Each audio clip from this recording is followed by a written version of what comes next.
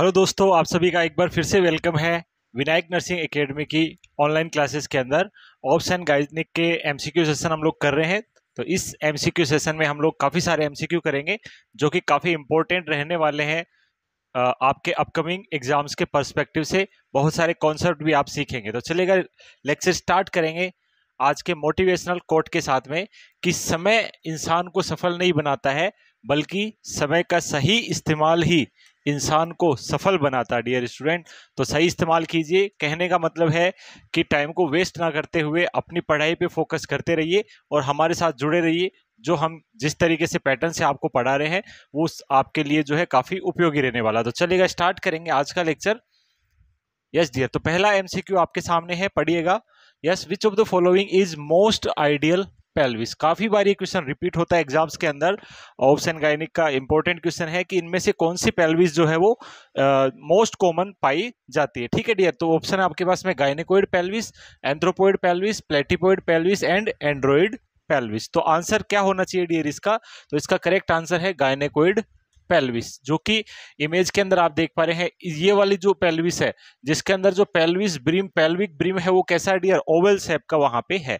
तो इसको अपन most favourable, yes dear, most favourable favourable pelvis भी बोलते हैं। किसके लिए डियर? यस, वेजाइनल डिलीवरी के लिए। तो मोस्ट फेवरेबल पेल्विस भी कहलाती है। और मोस्ट फेवरेबल पेल्विस के जो है कैरेक्टरिस्टिक क्या होते हैं डियर? कैरेक्टरिस्टिक है कि कोई भी यहाँ पे प्रोमिनेंट, लाइक ये जो है इलियक क्रेस्ट है वो भी प्रोमिनेंट नहीं होगा। ठीक है, इसके अलावा जो इलियक स्पाइन है वो भी बहुत ज्यादा, जैसे इनमें देख पा रहे हैं, बहुत ज्यादा प्रोमिनेंट है। इसमें भी देखिए बहुत ज्यादा इलियक स्पाइन प्रोमिनेंट होता है, जबकि इसमें कम प्रोमिनेंट होगा। और तीसरा पॉइंट आता है डियर, ये जो सेक्रम है, सेक्रम भी पोस्टीरियर साइड में ज्यादा उभार वाली नहीं होनी चाहिए। तो ये तीन कैरेक्टरिस्टिक होते हैं मोस्ट फेवरेबल पेल्विस के। ठीक है डियर, तो ये पॉइंट आपको याद रखना है। और मोस्टली जो है फीमेल्स के अंदर यही पाई जाती है। फीमेल्स की मोस्ट कॉमन जो पेल्विस है वो कौन सी होती है? यही होती है। इसके अलावा अदर पेल्विस भी आपके सामने देख रहे हैं। एंड्रोइड पेल्विस है जो कि मेल के अंदर पाई जाती है। ठीक है डियर, एंथ्रोपोइड पेल्विस है जो कि रेयरेस्ट, ये भी क्वेश्चन आता है। रेयरेस्ट पेल्विस कौन सी है डियर? सबसे कम पाई जाने वाली पेल्विस कौन सी है? एंथ्रोपोइड। ठीक है, ये सबसे कम पाई जाने वाली है वो प्लेटिपोइड है। रेयरेस्ट जो पेल्विस है वो कौन सी है? प्लेटिपोइड पेल्विस होती है। ठीक है डियर, इसके अलावा एंड्रोइड मेल के अंदर पाई जाती है। और एंथ्रोपोइड है वो मंकी शेप जो है, यस डियर, मंकी शेप जो पेल्विस है वो कौन सी कहलाती है? एंथ्रोपोइड पेल्विस कहलाती है बच्चों। ठीक है, तो इस क्वेश्चन में अपन ने दो चीजें सीखी कि पहला तो मोस्ट कॉमन पेल्विस कौन सी है, दूसरा favourable pelvis, most favourable pelvis कौन सी कहलाती है वेजाइनल डिलीवरी के लिए, और तीसरा पॉइंट यहाँ पर ये रेयरेस्ट पेल्विस कौन सी होती है। ठीक है, तो ये क्वेश्चन आई थिंक आपको समझ में आ गया होगा। चलिए नेक्स्ट क्वेश्चन की तरफ अपन बढ़ते हैं। नेक्स्ट क्वेश्चन है अपना, पढ़िएगा। Mother has given with opioid during labour process. Labour process के दौरान मदर को क्या दिया गया है डियर? ओपियोइड दिया गया है। ठीक है, which among the following during most commonly ordered by doctor for the newborn baby. इनमें से कौन सा न्यूबॉर्न बेबी के लिए ऑर्डर किया जाना चाहिए, प्री ऑर्डर करके रख लेना चाहिए डॉक्टर को? चूंकि मदर को ओपियोइड दिया जा रहा है वहां पे, ठीक है, जो कि ओपियोइड है वो पेन के रिगार्डिंग भी होता है और कॉन्ट्रेक्शन के रिगार्डिंग भी वहां पे होता है। ठीक है, तो ओपियोइड देने का जो पर्पज है वो अलग है, बट ओपियोइड अगर मदर को दिया जा रहा है तो न्यूबॉर्न बेबी पे इसके इफेक्ट पड़ सकते हैं, क्योंकि ओपियोइड का साइड इफेक्ट है। साइड इफेक्ट क्या है डियर? ये क्या कर सकता है? रेस्पिरेटरी डिप्रेशन कर सकता है। ठीक है डियर, जीआई मोटिलिटी को क्या कर सकता है डियर? डिक्रीज कर सकता है। और सीएनएस को क्या कर सकता है डियर? डिप्रेस कर सकता है। ठीक है डियर, तो रेस्पिरेटरी डिप्रेशन या डिस्ट्रेस कर देगा, जीआई मोटिलिटी को डिक्रीज कर देगा, और सीएनएस डिप्रेस कर सकता है। ठीक है, तो इवन यस फीटस की जो है न्यूबॉर्न बेबी है उसकी डेथ भी हो सकती है। ठीक है, तो न्यूबॉर्न बेबी को बचाने के लिए इनमें से क्या रेडी रखना चाहिए? तो अपन ने पढ़ा है ओपियोइड का एंटीडोट कौन होता है dear? Naloxone. Yes, these opioid, naloxone is the antidote for opioid. Opioid का एंटीडोट कौन होता है डियर? नेलोक्सोन होता है। तीन और कॉन्सेप्ट यहाँ पे लर्न कर लेते हैं साथ में। कैल्शियम ग्लूकोनेट भी ओबीजी के अंदर काफी इंपॉर्टेंट रोल प्ले करता है। यस डियर, ये एंटीडोट है MgSO4 का। मैग्नीशियम सल्फेट का एंटीडोट कौन है? कैल्शियम ग्लूकोनेट होता है। और मैग्नीशियम सल्फेट का यूज कहाँ है डियर? तो अपन ने पिछले लेक्चर में अपन एक क्वेश्चन भी किया था। यस डियर, तो मैग्नीशियम सल्फेट का क्या रोल है? सीजर को प्रिवेंट करने के लिए during eclampsia and pre eclampsia MgSO4 का यूज करते हैं। यस और नो? और MgSO4 की अगर टॉक्सिसिटी हो जाए तो उसके लिए अपन क्या रेडी रखते हैं? कैल्शियम ग्लूकोनेट रखते हैं। ओके, नेक्स्ट याद रखिएगा एमिनो कैप्रोइक एसिड। तो एमिनो कैप्रोइक एसिड किसके लिए होता है डियर? याद अपन MSN के अंदर इसके बारे में पढ़ा था। जो भी थ्रोम्बोलाइटिक ड्रग्स है, थ्रोम्बोलाइटिक ड्रग्स है, उनकी टॉक्सिसिटी हो जाए तो अपन क्या देते हैं? एज ए एंटीडोट क्या देते हैं? Amino caproic acid. और अगर ये ऑप्शन में नहीं मिले तो ट्रेनेक्सेमिक एसिड। तो इसके दो एंटीडोट होते हैं, पहला एमिनो कैप्रोइक एसिड और दूसरा ट्रेनेक्सेमिक एसिड। ये भी किसका एंटीडोट है? थ्रोम्बोलाइटिक का एंटीडोट है। लाइक यूरोकाइनेज, स्ट्रेप्टोकाइनेज, एल्टीपेज, जिसे टिश्यू प्लाज्मिनोजन एक्टिवेटर भी कहते हैं। तो इन सभी थ्रोम्बोलाइटिक्स का एंटीडोट कौन है? एमिनो कैप्रोइक एसिड है। ये ऑप्शन में ना हो तो ट्रेनेक्सेमिक एसिड होता है। ठीक है डियर। और ये जो फ्लूमाजेनिल है, ये डियर, ये किसका एंटीडोट है? ये एंटीडोट है बेंजोडायाजिपिन्स का। यस और नो? तो यहाँ पे अपन ने 4 क्वेश्चन एक साथ लर्न कर लिए हैं। बेंजोडायाजिपिन्स का यस कौन एंटीडोट होता है? फ्लूमाजेनिल, जो कि एक सेडेटिव हिप्नोटिक क्लास की ड्रग होती है, जिसके अंदर बहुत सारे एग्जांपल अपन ने पढ़े थे MSN के अंदर। फार्माकोलॉजी में, नर्वस सिस्टम की फार्माकोलॉजी में अपन ने पढ़ा था कि बेंजोडायाजिपिन्स जो होती है सेडेटिव हिप्नोटिक होती है, जिसके अंदर बहुत सारी ड्रग्स आती है, लाइक डायाजिपाम होगी, है ना, इसके अलावा लोराजिपाम, बहुत सारी है, ऑक्साजिपाम, ठीक है, एल्प्राजोलाम। इस तरीके की ड्रग कौन सी होती है? बेंजोडाइजिपिन। और इनकी अगर टॉक्सिसिटी हो जाए तो क्या देते हैं? फ्लूमाजेनिल। काफी बार ये क्वेश्चन एग्जाम्स में आ चुके हैं। थ्रोम्बोलाइटिक्स के लिए amino caproic acid, magnesium sulphate के लिए कैल्शियम ग्लूकोनेट, और ओपियोइड्स के लिए क्या देते हैं डियर? नैलोक्सोन। ठीक है, तो ये काफी फ्रिक्वेंटली पूछे जाने वाले क्वेश्चंस है, तो ये आपको याद होना ही चाहिए। एंटीडोट्स काफी अपन पढ़ चुके हैं। चलेगा डियर, आगे पढ़ते हैं। तो इस क्वेश्चन का राइट आंसर क्या हो जाएगा? इस क्वेश्चन का राइट आंसर हो जाएगा नैलोक्सोन, क्योंकि ओपियोइड दे रहे हैं तो इसका एंटीडोट रेडी रखना है अपन को। क्यों? क्योंकि बच्चे के अंदर ये साइड इफेक्ट कर सकता है, respiratory distress, GI motility decrease and CNS depression कर सकता है। ओके, चलिए नेक्स्ट क्वेश्चन देखते हैं, अगला कॉन्सेप्ट सीखते हैं। ओके बच्चों, तो यहाँ पे एक प्रोसीजर आपको दिखाई दे रहा है। इस प्रोसीजर को अपन बोलते हैं मिनी लैप। क्या बोलते हैं? Mini lap. मिनी लैप का मतलब होता है मिनी लेप्रोस्कोपी। लेप्रोस्कोपी प्रोसीजर अपन डाइजेस्टिव सिस्टम के अंदर प्रोसीजर्स में पढ़ चुके हैं। तो MSN के अंदर आप जाके फोल्डर में चेक कर सकते हैं, लेप्रोस्कोपी अपन पढ़ चुके हैं। एप्लीकेशन के अंदर आपको चेक करना है, यस कौन सा सिस्टम? डाइजेस्टिव सिस्टम, वहां पे अपन पढ़ चुके हैं। तो मिनी लैप किससे रिलेटेड है? तो लेप्रोस्कोपी का मतलब तो आपको पता है, अपना जो ट्रंक एरिया होता है वहां पे स्मॉल इंसिजन मेड कर करके वहां पे ऑब्जर्व, डायरेक्ट स्कोपी करना, मतलब विजुअलाइज करना। ओके, अब बात करेंगे मिनी लैप किसके लिए करते हैं। यानी मिनी का मतलब होता है माइक्रो, बहुत कम, यानी इसको बोल सकते हैं मिनिमली इन्वेजिव, बहुत कम चीराफाड़ी करी जाती है। तो मिनी लैब जो प्रोसीजर है वो किसके लिए किया जाता है? तो डियर याद रखिएगा, it is done for yes tube ligation. और कौन सी tube dear? Fallopian tube. Fallopian tube को लाइगेट करने के लिए अपन कौन सा प्रोसीजर यूज करते हैं? मिनी लैब प्रोसीजर यूज करते हैं। ठीक है डियर, तो फैलोपियन ट्यूब को लाइगेट कब किया जाता है डियर? कब करते हैं? For female sterilisation. For female sterilisation. Female sterilisation के अपन क्या करेंगे डियर? यस, जिसे अपन नॉर्मली अगर कट लगाया जाता है तो उसे ट्यूबेक्टोमी कह देते हैं। ठीक है, यहाँ पे लाइगेट करते हैं, तो यहाँ पे क्या होगा? फैलोपियन ट्यूब लाइगेट किया जाएगा मिनी लैब प्रोसीजर के द्वारा। तो एक तरीके से ट्यूबेक्टोमी प्रोसीजर हो गया, जो कि बहुत ही कम मिनिमली इन्वेजिव सर्जरी के द्वारा किया जाता है। मोस्ट कॉमनली ये जो है, अगर सिजेरियन सेक्शन हुआ तो उसके साथ में भी किया जा सकता है, और अगर नॉर्मल डिलीवरी है तो जस्ट आफ्टर डिलीवरी भी इस प्रोसीजर को परफॉर्म किया जा सकता है, और किसी भी टाइम किया जा सकता है।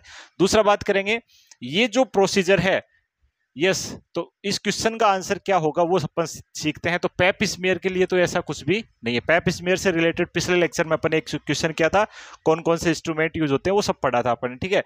सिजेरियन सेक्शन में कोई यूज नहीं है, मिनी का तो बिल्कुल भी काम नहीं है, नॉर्मल लेवल लेबर में भी इसका कोई रोल नहीं है। तो इसका रोल किसमें दिया, फैमिली प्लानिंग के अंदर रोल होता है। क्यों, क्योंकि फीमेल स्टरलाइजेशन जो अपन कर रहे हैं उससे क्या होगा, फैमिली प्लानिंग ही तो होगी, यस और नो। तो यहाँ पे फीमेल स्टरलाइजेशन की अपन ट्यूबेक्टोमी यानी ट्यूब लाइगेशन कर देते हैं। मेल के लिए अपन क्या करते हैं, वासेक्टोमी करते हैं, जो कि अलग प्रोसीजर है, ध्यान रखिएगा।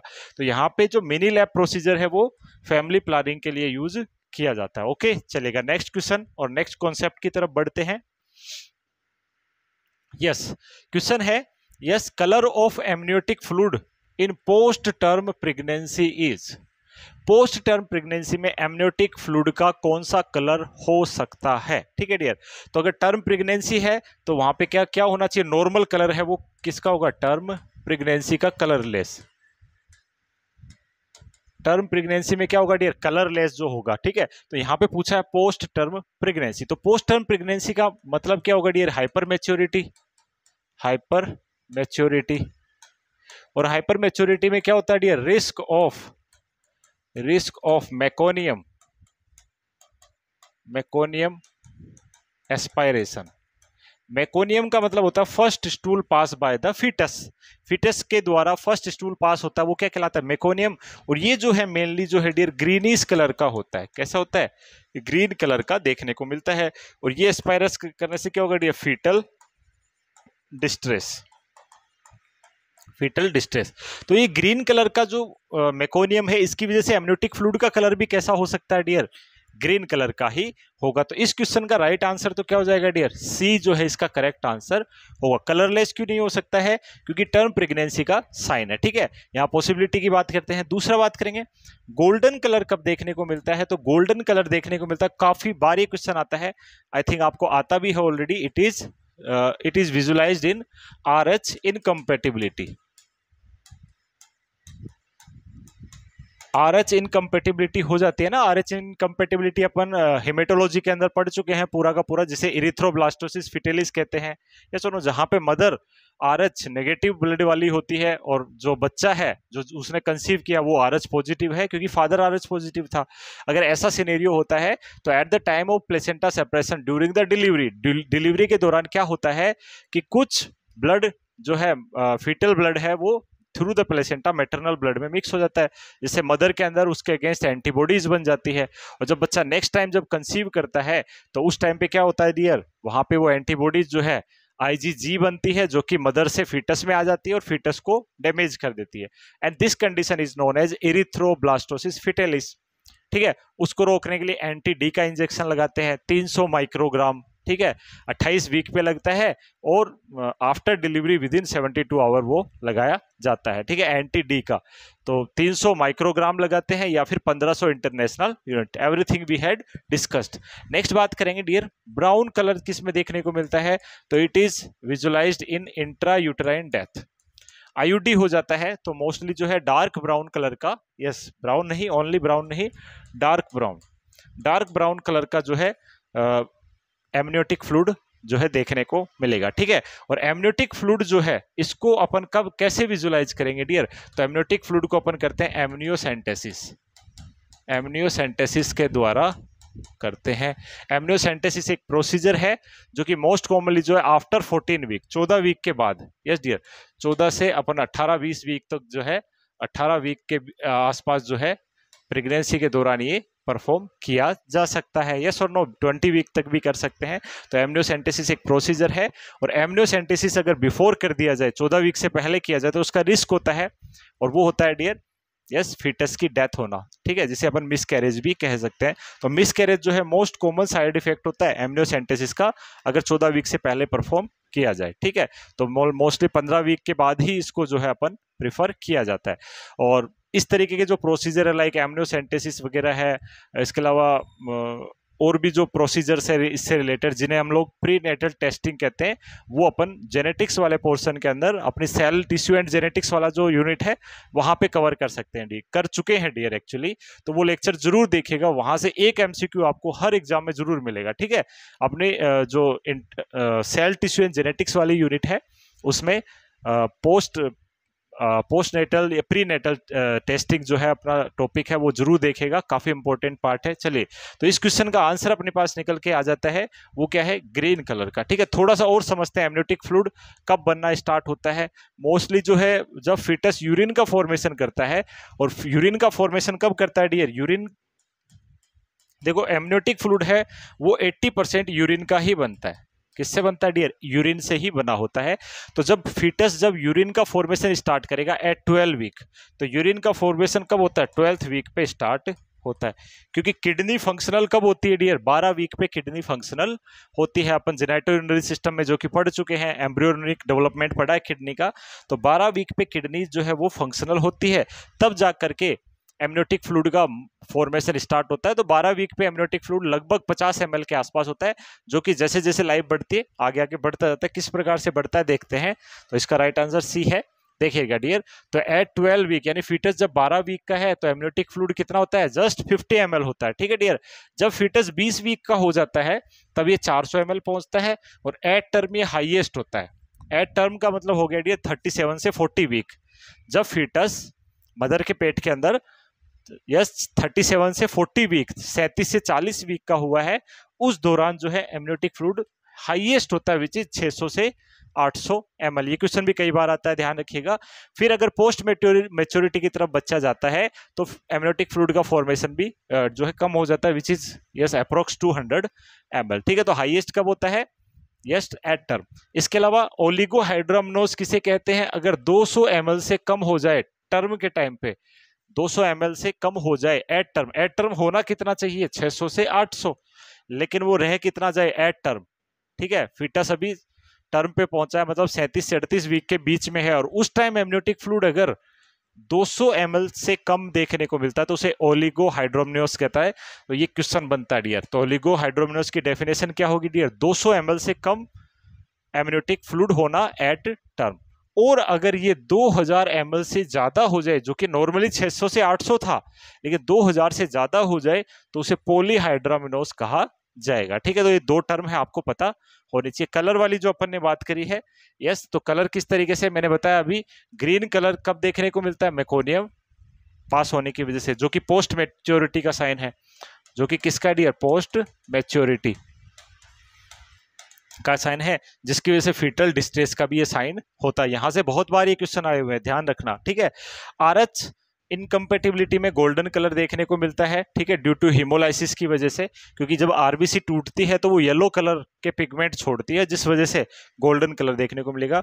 ग्रीनिश येलो, जिसे सेफ्रॉन कलर भी कहते हैं, ठीक है, ये पोस्ट मैच्योरिटी का ही साइन होता है। अगेन यही बात आ गई, ग्रीनिश कलर आ रहा है ना, जो कि सेफ्रॉन है, सेफ्रॉन कलर है, पोस्ट मैच्योरिटी का साइन है, ठीक है। डार्क कलर जो है वो हेमरेज का साइन है, और डार्क ब्राउन है जैसे टोबैको जूस की तरह, तंबाकू का जो जूस होता है उसकी तरह है, तो वो इंट्रा यूट्राइन डेथ का साइन होता है। तो ये पॉइंट अपन ओबीजी की क्लासेस में भी पढ़ चुके हैं, बड़ा अच्छे से अपन एक्सप्लेन कर चुके हैं। आज फिर से इसका एक रिवीजन एमसीक्यू अपन ने किया। चलेगा, आगे बढ़ेंगे डियर, नेक्स्ट बात करते हैं। अगला क्वेश्चन देखिएगा, which cardinal movement occurs before expulsion of foetus during labour process. देखिए, लेबर प्रोसेस के दौरान एक्सपल्सन ऑफ फीटस, फीटस का बाहर आना किस स्टेज में होता है डियर, तो ये होता है, यस, एक्सपल्सन ऑफ फीटस कौन सी स्टेज में होता है dear, second stage of labour. देखिए, लेबर प्रोसेस अपन पढ़ चुके हैं ओबीजी में, फिर से रिवाइज करते हैं। फर्स्ट स्टेज में क्या होता है, फर्स्ट स्टेज के अंदर लेबर पेन स्टार्ट होने से फर्स्ट स्टेज स्टार्ट हो जाती है, और सर्विक्स जब 10 सेंटीमीटर डायलेट हो जाती है, यानी फुली डायलेट हो जाती है, उस टाइम पे फर्स्ट स्टेज कंप्लीट हो जाती है। सेकेंड स्टेज स्टार्ट होती है जब क्राउनिंग दिखना स्टार्ट हो जाता है, ठीक है। तो क्राउनिंग जो है फर्स्ट और सेकंड स्टेज का ब्रिज कहलाता है, ठीक है। तो जब क्राउनिंग दिखना स्टार्ट हो जाए, यानी फीटस का हेड जब सर्विक्स के थ्रू दिखना स्टार्ट हो जाए, यानी हेड +2 स्टेशन पे आ जाता है, उसे क्राउनिंग कहते हैं, ठीक है। तो ये चीज क्या कहलाता है, क्राउनिंग कहलाता है, जब फीटस का हेड +2 स्टेशन पे यानी स्चेल स्पाइन से 2 सेंटीमीटर नीचे आ जाता है, ठीक है, उसे अपन क्या कहेंगे, क्राउनिंग कहेंगे। क्राउनिंग के बाद में क्या होगा डियर, फिट क्राउनिंग के बाद में फीटस डिसेंड होगा और फिर उसकी डिलीवरी होगी। तो डिलीवरी होने तक का जो पार्ट है वो किसमें होता है, सेकेंड स्टेज ऑफ लेबर में होता है, यस और नो। फिर सेकेंड स्टेज ऑफ लेबर के बाद में आती है अपनी नेक्स्ट स्टेज, थर्ड स्टेज, जिसके अंदर प्लेसेंटा वगैरह है, मेम्ब्रेन्स वगैरह है, वो डिलीवरी होती है। फिर फोर्थ स्टेज ऑब्जर्वेशन स्टेज कहलाती है, तो ये अपन डिस्कस कर चुके हैं। तो सेकेंड स्टेज ऑफ लेबर में क्या होता है, एक्सपल्सन ऑफ फीटस होता है। बट एक्सपल्सन ऑफ फीटस के कुछ इवेंट्स होते हैं, वो कौन कौन से इवेंट्स होते हैं डियर? तो सबसे पहले क्या होगा डियर, सबसे पहले फीटस एंगेज होगा। देखिए स्टेप्स में बताऊंगा, पहले थोड़ा सा अपन इस चीज को समझते हैं। देखो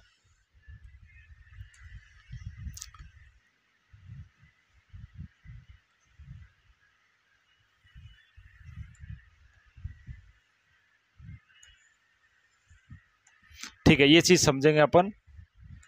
ये हो गया अपना स्चेल स्पाइन, ठीक है। ये यहाँ पे जो फीटस का हेड है, देखो ये हो गई सर्विक्स, ये क्या होगी डियर, सर्विक्स होगी, ठीक है। ये अपना यूट्रस हो गया। तो जब फीटस जो है, फीटस का हेड जब आता है डियर, तो ये हेड हो गया, ठीक है, ये फीटस का हेड है। तो हेड जब नीचे की तरफ आएगा तो इस प्रोसीजर को बोलते हैं अपन एंगेजमेंट, एंगेजमेंट। तो सबसे पहला इवेंट सेकंड स्टेज में क्या होता है डियर, एंगेजमेंट होता है। सर्विक्स डायलेट हो गई है, अब फीटस का हेड क्या हो गया, सर्विक्स के मुंह पे एंगेज हो गया। एंगेज होने के बाद नीचे आएगा, और नीचे आने को बोलते हैं डिसेंट। तो सेकंड स्टेज आएगी डियर डिसेंट। फीटस क्या हो रहा है, अब नीचे धस रहा है, डिसेंट का मतलब धसना, फीटस नीचे की तरफ डिसेंड हो रहा है। डिसेंड हो गया फीटस नीचे की तरफ में। अब डिसेंड होकर के फीटस का हेड कहाँ आ गया डियर, यह सर्विक्स के माउथ पे आ गया, सर्विक्स के माउथ पे हेड यहाँ पे आ गया। माउथ पे आने के बाद में क्या होगा डियर, यहाँ पे इंटरनल रोटेशन होगा। क्या होगा डियर, इंटरनल, इंटरनल रोटेशन होगा। फीटस का हेड क्या होगा, इंटरनली रोटेट होगा डियर, ठीक है। इंटरनली रोटेट होने के बाद में क्या होगा डियर, सॉरी, इंटरनल रोटेट होने से पहले फीटस क्या करेगा, हेड को इस तरीके से फ्लेक्स करेगा, हेड को क्या करेगा, फ्लेक्स करेगा। तो उस स्टेज को बोलते हैं फ्लेक्शन। और फ्लेक्शन होने के बाद में फीटस हेड को रोटेट करता है, तो उसे बोलते हैं internal rotation, internal rotation. Internal rotate हो गया हेड, जैसे जैसे रोटेट होगा वो आगे की तरफ बढ़ेगा, और रोटेट होकर के वो आएगा +2 स्टेशन, स्चेल स्पाइन जो बताए थे उससे 2 सेंटीमीटर नीचे की तरफ आ जाएगा, और उसी टाइम पे हेड दिखना स्टार्ट हो जाएगा, and that procedure is known as crowning. उसके बाद में क्या होगा डियर, क्राउनिंग हो जाएगा, यानी हेड दिखना स्टार्ट हो जाएगा बच्चों। हेड दिखना स्टार्ट हो गया, और फीटस का फेस ऐसे है। अब फीटस क्या करेगा, हेड को क्या करेगा, एक्सटेंड करेगा। क्या करेगा डियर, हेड को क्या करेगा, एक्सटेंशन की तरफ में लाएगा, और एक्सटेंशन के बाद में क्या करेगा डियर, थोड़ी देर होल्ड करेगा, that is known as restitution. Restitution के बाद में क्या होगा, फीटस की डिलीवरी हो जाएगी। तो ये कुछ स्टेप्स होते हैं डिलीवरी के दौरान, फीटस के बाहर आने से पहले। तो क्या क्या हुआ, सबसे पहले हेड जो है वो क्या हुआ, एंगेज हुआ, एंगेज होकर डिसेंड हुआ, डिसेंड होकर के क्या होगा, डिसेंड होने के बाद में फ्लेक्शन, हेड ने फ्लेक्स किया, फ्लेक्स करने के बाद में क्या होगा डियर, रोटेशन होगा, रोटेशन के बाद में इंटरनल रोटेशन, अंदर जो रोटेशन हो रहा है इंटरनल, और जब हेड बाहर आ जाएगा उसके बाद में जो होगा वो एक्सटर्नल रोटेशन होगा, ठीक है। तो ये चीज अपन थोड़ा सा समझते हैं। तो इस क्वेश्चन का राइट आंसर क्या हो जाएगा डियर, तो जस्ट बिफोर एक्सपल्सन, एक्सपल्सन से जस्ट पहले क्या हो रहा है डियर, तो बाहर आने से पहले क्राउनिंग नहीं हो रही है, एंगेजमेंट तो सबसे पहला इवेंट था, और इंटरनल रोटेशन तो अंदर ही हो रहा है। तो ये तीनों ऑप्शन तो अपने सीधे सीधे ही गलत हो गए। आपको नहीं आता टॉपिक तो भी आप ये बता सकते हो, केवल इनका मतलब पता हो केवल। तो यहाँ पे राइट आंसर क्या हो जाएगा, एक्सटर्नल रोटेशन। एक्सटर्नल रोटेशन के बाद में फीटस जो है एक्सपल होगा डियर। एक्सटर्नल रोटेशन यानी पहले क्या होगा, एक्सटेंशन होगा, एक्सटेंशन के बाद में एक्सटर्नल रोटेट होगा। तो क्या क्या स्टेप बताए मैंने, पहली स्टेप डियर, पहली स्टेप एंगेजमेंट, दूसरी स्टेप डिसेंट, तीसरी स्टेप फ्लेक्शन, चौथी इंटरनल रोटेशन, पांचवी क्या हो गई डियर, क्राउनिंग। क्राउनिंग हो गई, क्राउनिंग के बाद में क्या करेगा डियर, जो फीटस है वो क्या करेगा, क्राउनिंग के बाद में हेड को क्या करेगा, एक्सटेंड करेगा, हेड को क्या करेगा, एक्सटेंड करेगा, फिर रेस्टिट्यूशन होगा, फिर उसके बाद में एक्सटर्नल रोटेट होगा, और एक्सटर्नली जब फीटस रोटेट होता है उसके बाद में फीटस की डिलीवरी हो जाती है। तो ये पूरी प्रोसेस है जिसमें कौन कौन सी स्टेप्स आती है देखिएगा। तो राइट आंसर तो डी है। तो क्या क्या स्टेप्स आती है डियर, सबसे पहले फीटस एंगेज हुआ, फिर फीटस नीचे की तरफ में सर्विक्स में नीचे की तरफ आया, आने के बाद में हेड को क्या करेगा, फ्लेक्स करेगा, फिर इंटरनली रोटेट होगा, हेड इंटरनली रोटेट होगा, देन आफ्टर क्राउनिंग हेड दिखना स्टार्ट हो जाएगा। जैसे जैसे वो रोटेट हो रहा आगे बढ़ रहा है, समझ में आया, रोटेट, फिर उसके बाद में वो जो हेड को फ्लेक्स किया था अब वो हेड को क्या करेगा, एक्सटेंड करेगा, एक्सटेंड कर लिया, अब उसके बाद थोड़ा सा रेस्ट करेगा which is known as restitution, ठीक है। फिर उसके बाद में क्या करेगा, एक्सटर्नल रोटेशन, बाद में बाहर आकर के, पहले इंटरनल रोटेशन हुआ था, अब क्या हो रहा है, एक्सटर्नल रोटेशन, और उसके जस्ट बाद में फीटस का क्या हो जाएगा, एक्सपल्सन। तो these are the steps of yes dear vaginal delivery. तो फीटस की डिलीवरी के दौरान ऐसा होता है, सबसे पहले एंगेजमेंट हो गया, देखिए ये सर्विक्स के मुंह पे आ गया, फिर सर्विक्स में नीचे की तरफ आने लग गया डिसेंट, डिसेंट के बाद में फ्लेक्शन होगा, फीटस का हेड देखिए आगे की तरफ उड़ गया है, ठीक है, चिन जो है चेस्ट से लग गई है, फ्लेक्शन हो गया, फ्लेक्शन के बाद में देखो फीटस फीटस क्या हुआ, यहाँ पे रोटेट हुआ, फीटस क्या हुआ, रोटेट होगा, रोटेट होगा, तो रोटेट होने से आगे की तरफ में बढ़ेगा, जैसे ड्रिलिंग होती है ना उस तरीके से। अब रोटेट होने के बाद में क्या होगा, क्राउनिंग अपन को वहां पे दिखने लग जाएगी। तो रोटेशन के बाद में क्या दिखा अपन को, यहाँ पे हेड दिखना स्टार्ट हो जाएगा, क्योंकि फीटस आगे आ गया है, +2 स्टेशन पे आ गया है। क्राउनिंग का मतलब +2 स्टेशन। अब आशा करता हूँ स्टेशन जानते हो आप अच्छे से, ठीक है। अब क्राउनिंग दिख गया है, क्राउनिंग दिखने के बाद में क्या होगा डियर, फीटस जो है आगे की तरफ में बढ़ेगा और हेड को एक्सटेंड करेगा, एक्सटेंड करने से क्या होगा, फीटस और बाहर की तरफ में निकलेगा, थोड़ा सा यहाँ पे रेस्ट करेगा which is known as restitution, और रेस्टिट्यूशन यस डियर, उसके बाद में एक्सटर्नल रोटेशन करेगा, यानी जो फीटस है वो फिर से घूमना स्टार्ट करेगा और घूम करके बाहर की तरफ एक्सपेल आउट हो जाएगा, घूमते हुए फीटस बाहर आ जाएगा। तो ये जो सारी स्टेप्स होती है नॉर्मल वेजाइनल डिलीवरी की, ओबीजी में आप इनको पढ़ चुके हैं, फिर से आपकी मैंने आप जो पढ़ा हुआ है वो तरोताजा कर दिया, आई थिंक चलेगा। बढ़ते हैं आगे, नेक्स्ट अगला क्वेश्चन है, काफी इजी सा क्वेश्चन है, थोड़ा सा कॉन्सेप्ट इसमें लगाना है और कुछ नहीं है। सोडियम एंड वाटर रिटेंशन में अकर during pregnancy because, sodium and water retention pregnancy में हो जाता है, क्यों हो जाता है, ठीक है डियर। तो पहला ऑप्शन है इंक्रीज एस्ट्रोजन प्रोजेस्टेरोन, दूसरा इंक्रीज एंटी डायूरेटिक हार्मोन, तीसरा इंक्रीज एल्डोस्टेरोन, और चौथा है ऑल ऑफ द अबव, ठीक है। तो इनमें से किस कारण से ऐसा देखने को मिलता है, तो राइट आंसर तो इसका है dear all of the above. अब क्यों है वो समझते हैं, देखिए सबसे पहले बात करें एस्ट्रोजन एंड प्रोजेस्टेरोन, चूंकि प्रेगनेंसी के अंदर यस ये दोनों जो है लेवल बढ़ जाता है क्योंकि यूट्रस को मेंटेन करना है, और इन दोनों का ही काम है डियर, ये दोनों क्या करते हैं, सोडियम एंड वाटर का रिटेंशन करते हैं, सोडियम एंड वाटर का क्या करते हैं, रिटेंशन करते हैं। तो एक कारण तो ये हो गया, प्रेगनेंसी के अंदर क्या होना डियर, स्वेलिंग जैसी आ जाती है ना बॉडी में, वो इसी वजह से आती है। दूसरा एडीएच, तो एंटी डायूरेटिक हार्मोन है, वो कहां से रिलीज होता है डियर, पोस्टीरियर पिट्यूटरी, जिसे अपन क्या बोलते हैं, वेजोप्रेसिन भी बोलते हैं, क्या बोलते हैं डियर, वेजोप्रेसिन भी कहा जाता है। और वेजोप्रेसिन एंटी डायूरेटिक, अपने आप में नाम में पता है ये क्या करेगा, यूरिन आउटपुट को क्या करेगा, डिक्रीज करेगा, जिससे बॉडी में क्या होगा, फ्लूइड रिटेंशन होगा। तो ये भी क्या करता है dear, fluid retention, urine output को कम करके। और तीसरा एल्डोस्टेरोन, एल्डोस्टेरोन किससे रिलीज होता है dear, yes adrenal, adrenal cortex से। और एड्रिनल कॉर्टेक्स से भी कहां से डियर, एड्रिनल कॉर्टेक्स का जो सबसे आउटर लेयर होती है which is known as yes glomerulosa, जो 3 लेयर होती है ना ग्लोमेरुलोसा, जो अपन बात करें जैसे ये एड्रिनल ग्लैंड है, तो इसका बाहर वाला पार्ट कॉर्टेक्स, कॉर्टेक्स की 3 लेयर होती है, अंदर वाला पार्ट मेडुला कहलाता है। तो कॉर्टेक्स की बाहर वाली लेयर ग्लोमेरुलोसा, बीच वाली फेसिकुलेटा, और अंदर वाली है रेटिकुलरिस। तो इस तरीके से 3 लेयर होती है। तो ग्लोमेरुलोसा जो लेयर है डियर, उससे जो है मिनरलोकॉर्टिकोइड एल्डोस्टेरोन रिलीज होता है। और एल्डोस्टेरोन का काम क्या है डियर, एल्डोस्टेरोन का वर्क क्या है, ये क्या करता है डियर, सोडियम एंड वाटर को क्या करता है डियर, ये क्या करता है, रिटेन करता है, यानी ये बचाता है। प्लस एंड क्या करता है डियर, सोडियम वाटर को रिटेन करेगा, पोटेशियम को और H+ को क्या करेगा डियर, एक्सक्रीट करवाएगा, एक्सक्रीट करवाएगा, ठीक है। तो ये काम होता है किसका, एल्डोस्टेरोन का, ठीक है। अगर एल्डोस्टेरोन की बॉडी में कमी हो जाए तो क्या हो जाएगा, हाइपरकैलेमिया देखने को मिलेगा, क्योंकि जो एक्सक्रीट करा था वो होगा नहीं, और साथ में क्या देखने को मिलेगा, जो है कम होने से सोडियम बचेगा नहीं, बाहर जाएगा, तो हाइपोनेट्रीमिया देखने को मिलता है, ठीक है। तो इंक्रीज एल्डोस्टेरोन भी एक कारण होता है। तो ये तीनों ही कारण है जिसकी वजह से बॉडी में सोडियम एंड वाटर का क्या हो रहा है, रिटेंशन हो रहा है। तो इस प्रकार से ऑल ऑफ द अबव जो है अपना राइट आंसर हो जाएगा, इजंट इट। चलिएगा dear, next question and concept की तरफ बढ़ते हैं।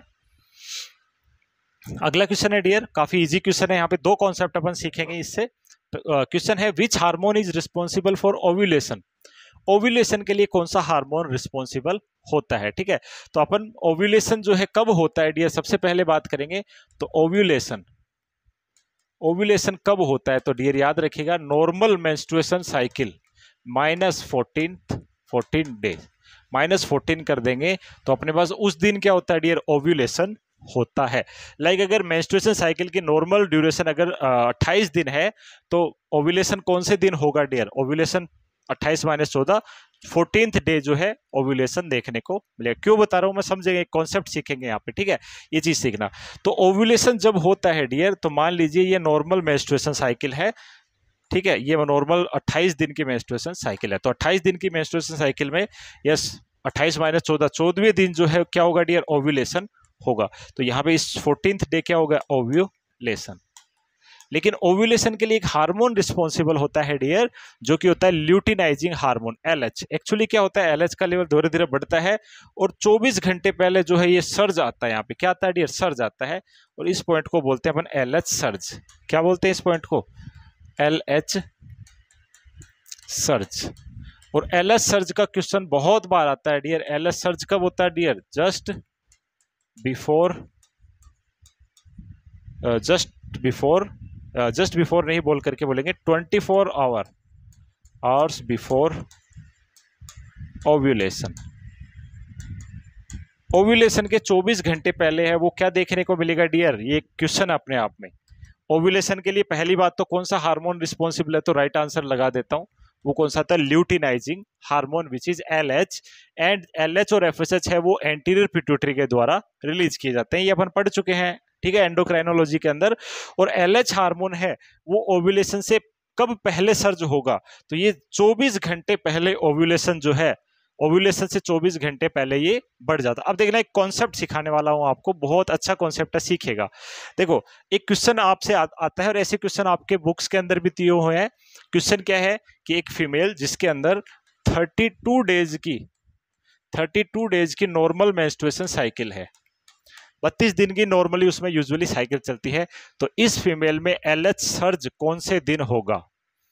समझना, पूछा जाता है कि इस फीमेल के अंदर LH सर्ज कब होगा। तो पहले आपको क्या निकालना पड़ेगा कि ओव्यूलेशन कब होगा। तो इस फीमेल में ओव्यूलेशन कब होगा डियर, इस फीमेल में ओव्यूलेशन कब होगा, 32 - 14।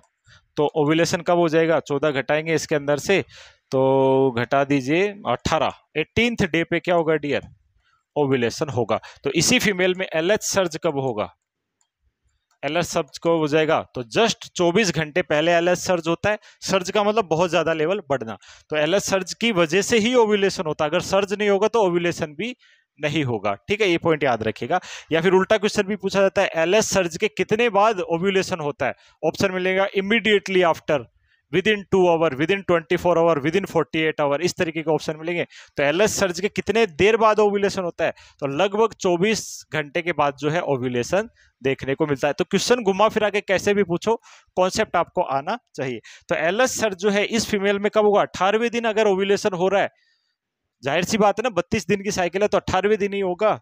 ठीक है, क्योंकि -14 करते हैं अपन। तो LH सर्ज कब होगा, 17th डे, 17वें दिन है उस फीमेल में क्या होगा, ओव्यूलेशन होगा। सेम मैं क्वेश्चन रिपीट कर दूं, बदल दूं कि एक फीमेल है ऐसे ऐसे, और उसके अंदर जो है 30 दिन की नॉर्मल मेंस्ट्रुएशन साइकिल रहती है, तो उसमें LH सर्ज कब होगा। तो पहले ओव्यूलेशन निकाल लो, 30 - 14। ठीक है, तो आपके पास क्या आ जाएगा डियर, 16वें दिन क्या हो गया, ओव्यूलेशन। तो LH सर्ज एक दिन पहले, 24 घंटे पहले, तो कौन से हो जाएगा, 15वें दिन उसमें क्या होगा, LH सर्ज देखने को मिलता है। तो बहुत अच्छा कॉन्सेप्ट मैंने आपको सिखाया है, भूलेंगे नहीं, याद रखिएगा, क्वेश्चन आपको जरूर मिलेगा किसी न किसी एग्जाम के अंदर। ठीक है, तो LH सर्ज 24 घंटे पहले देखने को मिलता है, या उल्टा कह सकते हो LH सर्ज के कितने टाइम के बाद ओव्यूलेशन होता है, तो आफ्टर 24 आवर जो है ओव्यूलेशन देखने को मिलेगा। ओके, तो यस याद रखना, 2-3 कॉन्सेप्ट यहाँ सीख लिए। इसके अलावा FSH जो है ये क्या कहलाता है, फॉलिकल स्टिमुलेटिंग हार्मोन। तो ये ग्राफियन फॉलिकल्स को मैच्योर करने में हेल्प करता है, और साथ में FSH जो है हेल्प करता है स्पर्म के फॉर्मेशन के अंदर, मेल के अंदर। ठीक है, एस्ट्रोजन का अलग रोल है, प्रोजेस्टेरोन, एस्ट्रोजन प्रोजेस्टेरोन जो है ये क्या करते हैं डियर, प्रिपेयर करते हैं एस्ट्रोजन प्रोजेस्टेरोन मेनली जो है प्लेसेंटा रिलीज करती है, ओवरी में भी जो है अपने रिलीज किया जाता है, लाइक ओवम जो है रिलीज होने के बाद में ओवरी भी ये काम करती है, ठीक है। तो प्रिपेयर करते हैं किसको डियर, एंडोमेट्रियम को, अपन बोल सकते हैं यूट्रस को, यूट्रस को प्रिपेयर करती है to receive the zygote, zygote को रिसीव करने के लिए। तो ये जो चीज है अपन ने सीखा, एलएस सर्ज के बारे में पॉइंट सीखा, ओव्यूलेशन के बारे में अपन ने लर्न किया। यस और नो, समझ में आ गया होगा, चलेगा। तो राइट आंसर बी होगा। अगला क्वेश्चन देखते हैं। ओके, पढ़ते हैं क्वेश्चन क्या है। काफी अच्छा क्वेश्चन है, यहाँ पे कॉन्सेप्ट वाला क्वेश्चन है, तो पढ़िएगा डियर स्टूडेंट्स। एक HIV पॉजिटिव मदर है और जो कि अपने बच्चे को ब्रेस्ट फीड कराना चाह रही है, and what is the appropriate response from the nurse. Breast feed कराने के लिए बोल रही है, तो नर्स का क्या रिस्पॉन्स होना चाहिए। तो पढ़िए, ऑप्शंस पढ़िए आप लोग।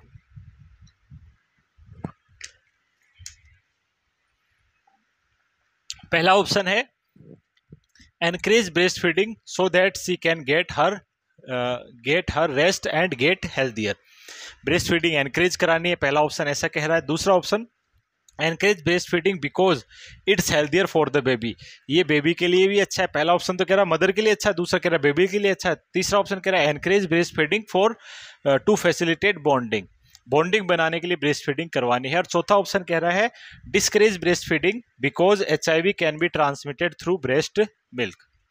तो कौन सी बात सही है इसके अंदर, तो ध्यान रखिएगा, HIV वायरस है वो थ्रू द ब्रेस्ट मिल्क भी फैल सकता है, सिक्रीशंस के थ्रू भी फैल सकता है, लाइक टीयर्स के द्वारा भी फैल सकता है, ठीक है। तो ये पॉइंट यहाँ पे अपन को पता होना चाहिए। तो इसका राइट आंसर क्या होगा डियर, डी। तो यहाँ पे डिस्करेज करना है कि ब्रेस्ट फीडिंग नहीं करनी है, ठीक है। तो ये पॉइंट अपन को ध्यान रखना है। तो राइट आंसर क्या हो जाएगा, डी जो है यहाँ पे करेक्ट आंसर होगा बच्चों, ठीक है। ब्रेस्ट फीडिंग के लिए एनकरेज नहीं करके डिस्करेज उसे करना है कि ऐसा करने से बच्चे को रिस्क हो सकता है, ठीक है। चलेगा, आगे बढ़ते हैं। अगला क्वेश्चन है dear, which of the following is confirmatory sign of pregnancy. इनमें से कौन सा कंफर्मेटरी साइन होता है प्रेगनेंसी का, ठीक है। तो आपने ओबीजी के अंदर जो है 3 तरीके के साइन पढ़े होंगे। फर्स्ट वन क्या कहलाता है dear, presumptive sign, presumptive sign. दूसरा प्रोबेबल साइन, और तीसरा है डियर कंफर्मेटरी साइन। और यहां से क्वेश्चन अक्सर एग्जाम्स के अंदर आते हैं, ओबीजी से रिलेटेड काफी बार ऐसा क्वेश्चन आता है कि इनमें से कौन सा प्रोबेबल साइन है, कौन सा कंफर्मेटरी है, कौन सा प्रिजम्पटिव है, ये अपन को पता होना ही होना चाहिए, ठीक है। तो बात करें प्रिजम्पटिव साइन, तो प्रिजम्पटिव साइन ऐसे साइन होते हैं जो कि लीस्ट ट्रू होते हैं, यानी लाइक मैं बोलूँ कि जैसे प्रेगनेंसी में नोजिया वोमिटिंग होती है, but nausea vomiting other condition में भी हो सकती है, तो नोजिया वोमिटिंग कौन सा साइन होगा, प्रिजम्पटिव साइन होगा, ठीक है। इसके अलावा पेन होना वो भी एक जो है कैसा साइन होगा डियर, प्रिजम्पटिव साइन होगा। क्विकनिंग फील होना, बच्चे की फीटस की मूवमेंट फील होना, ठीक है। क्विकनिंग जो होती है ना 16 वीक पे अपन पढ़ते हैं, तो क्विकनिंग फील होना भी प्रिजम्पटिव साइन के अंदर ही आता है, जो कि बिल्कुल भी कंफर्मेटरी नहीं होते हैं।